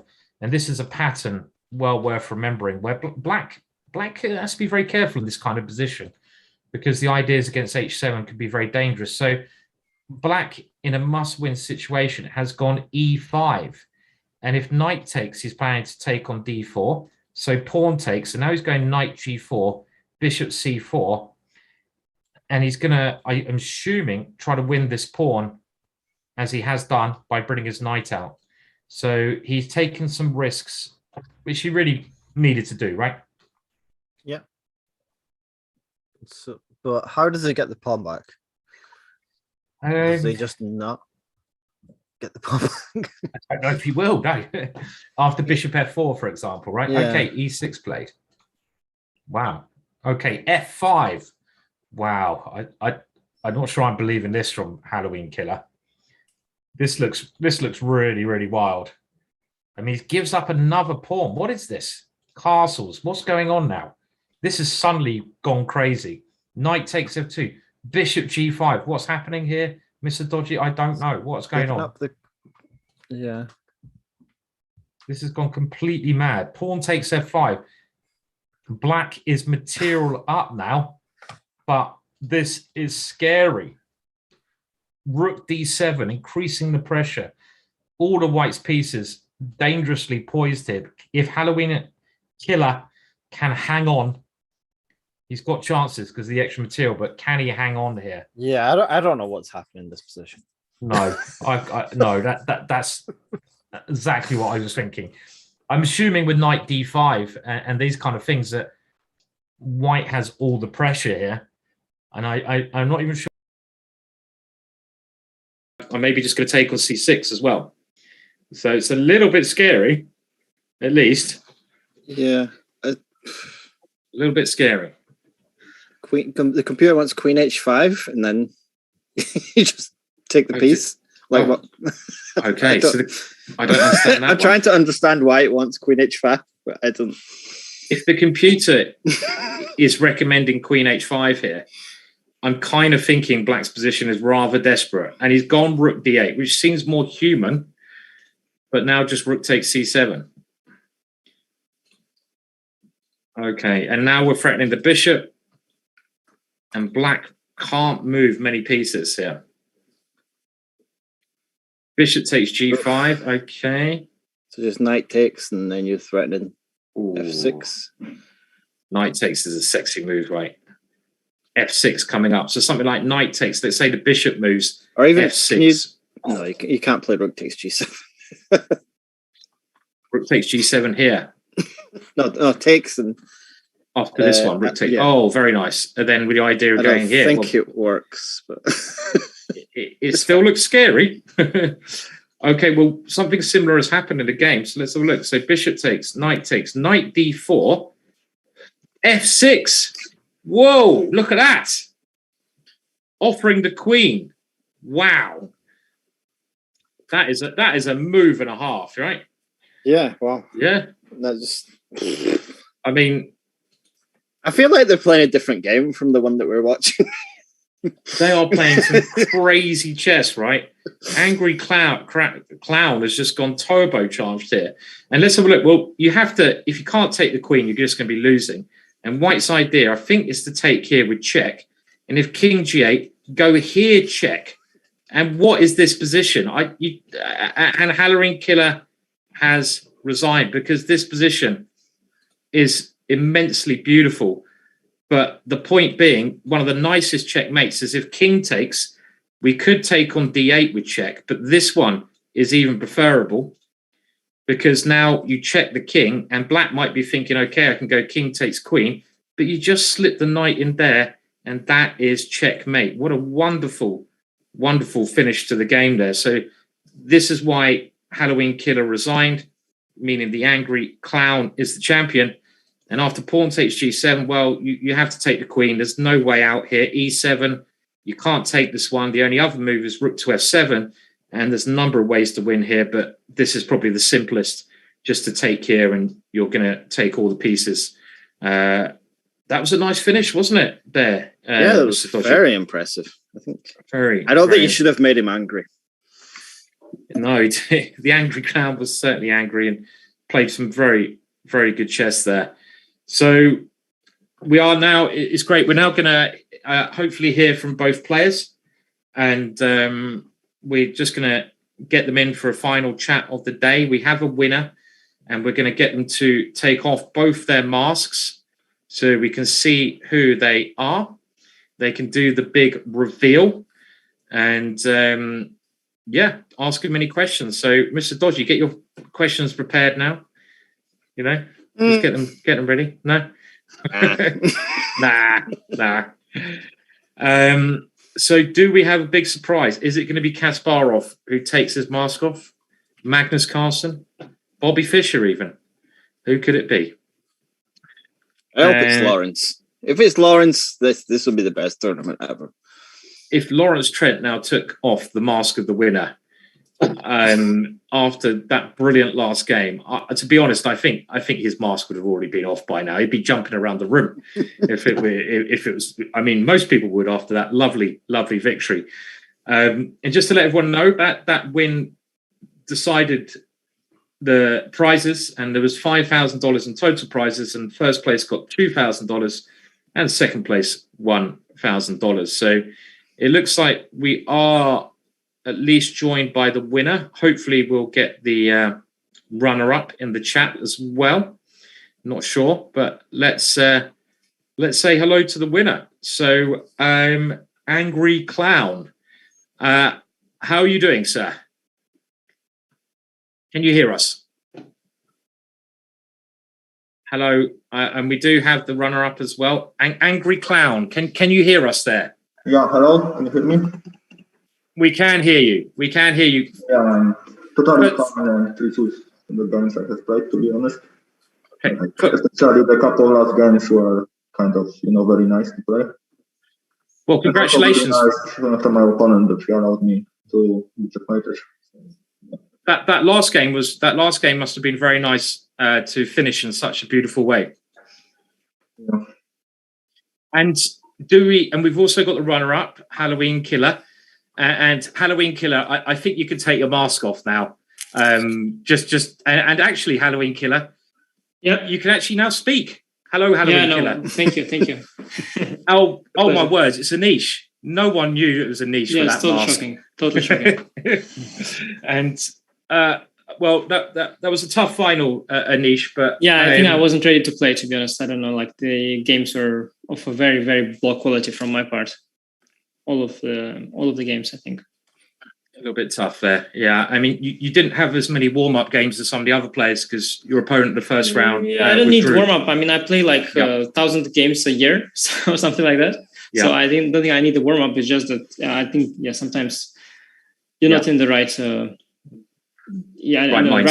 right pace, and like I played like some last game I played like it was a bullet game, and some mistakes before were unfortunately was not really able, because the semifinal of Young Christoph with Pranav was really good. I think the fight was on, and it was. I wish I was also able to put up a better fight in the final, but okay.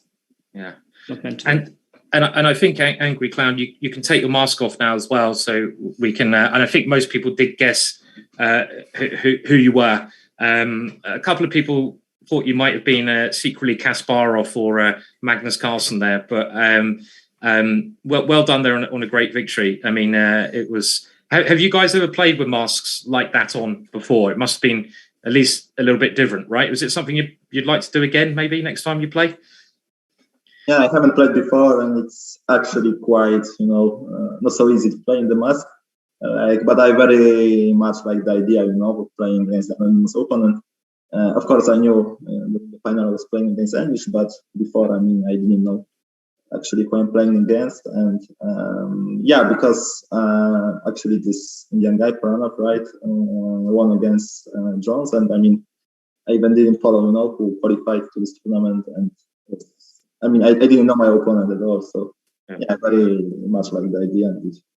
It kind of makes a nice change when you don't know who you're playing and you don't know what the preparation is, and you kind of have to guess a little bit. It's a nice, a bit different to your normal competitions you're playing, I'm sure. So but in this tournament, I think almost all of the people play like random lines, like no much preparation, just playing for fun. It's Halloween event, and many crazy games, of course. Yeah. And Danish, are you celebrating Halloween with your family at all? No, we don't really do that here. No. Okay. I think it's I don't know. It's kind of a very Western tradition, I guess. And I think they do that a lot in States. In Holland they do as well. With here, more my household. We don't really do that. I think we are all scared of the of the spooky stuff. So I remember one time I entered this Halloween store with my son. He was not enjoying it at all. Okay, he got a bit scared by the masks. Yeah. Not only. These Halloween shops, you can't imagine the things they have there. I think it's just crazy stuff. But overall, I think it's a fun idea. I think it was like the execution of it in this particular event is sort of more for the show. I don't think, like, for example, Jan also, like, it's very clear to guess who is who if you are a bit aware. But in general, to play unknown opponents is pretty cool. I think that's that's kind of fun. But I kind of knew all my opponents today, so. Okay, so next time we'll have to get better disguises or something as well. So there is no need to have a camera at all. If you ask me, you can just put some default like wobbly head of some kind. Anyway, like, who cares? Put some kind of a clown that is going back and forth, and some kind of a mummy or whatever. Like, and they just move on their own, like some animations, and it doesn't matter. It's quite funny seeing the players in masks as well. It was quite amusing. No, I think I think the torture. I think it's mostly the torture. The people I think the torture was fun. Yeah, for sure. We know, we are like here on Chess24 events. We are always religiously following these CO2 levels, and so on. I think that in my brain, there's definitely way too much CO2 accumulated over the last couple of games, judging from the moves. And I think those masks cutting off the CO2 a bit different. And Jan, do you do Halloween over in Poland at all? Is it something that happens there? Are you going to watch a horror film maybe later? Yeah, not really. It's not really celebrated. I guess some young people celebrate it, but overall, we're kind of Christian country, and Halloween is considered to be anti-Christian. So Oh wow. Okay. So it's a very conservative country, you can say.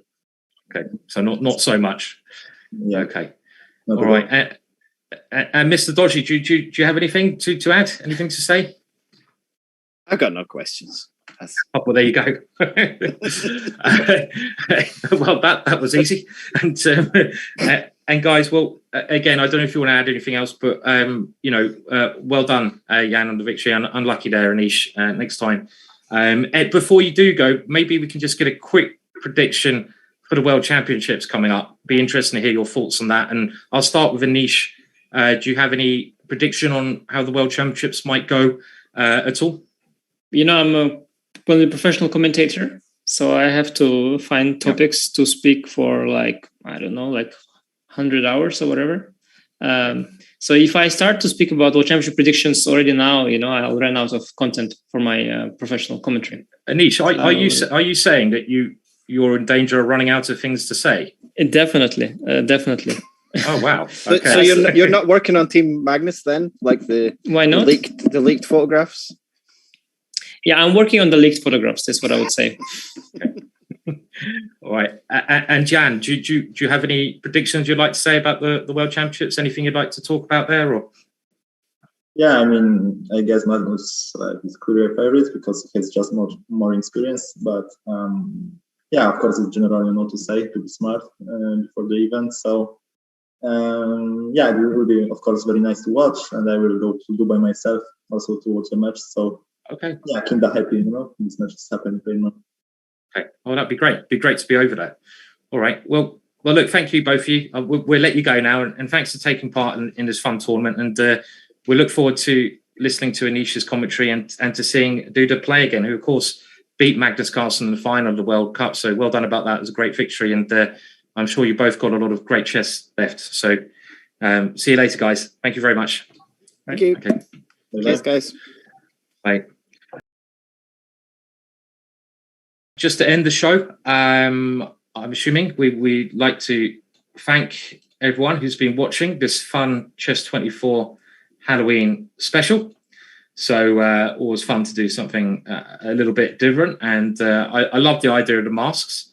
It's nice to sort of just try something else, we will now give a raid over, so there'll be more chess action coming up, and thank you to the producers who have helped put this show together, and also a big thank you to Mr.Dodgy, who's always a pleasure doing the commentary with. And Mr. Dodgy, do you have anything to say, or are you done today? Thanks for watching. Thank you very much, Simon, for doing all the chess work today. I think most of the players were Chessable authors, and their courses are on sale just now. So, buy some courses. I think your courses are on sale as well, Simon. My courses are also on sale, but I'd like to say don't buy them because I'd prefer you to pay full price. That's very crafty. Very crafty. Then I get more money. Better that way. But do check them out. Yeah, go and check out all the Chessable courses. It's maybe the last day of sales now. So it's the last day of the Halloween sale. I think it ends tomorrow morning or something. So save some money. That's it. Save some money. Get something. Good. All right. Well, have a happy Halloween, everyone. And we'll just do a little raid now. And thank you so much, everyone, for coming along. Time to whack on a horror film now and chill out, I think. So cheers, guys. And thanks, everyone. Bye. Bye.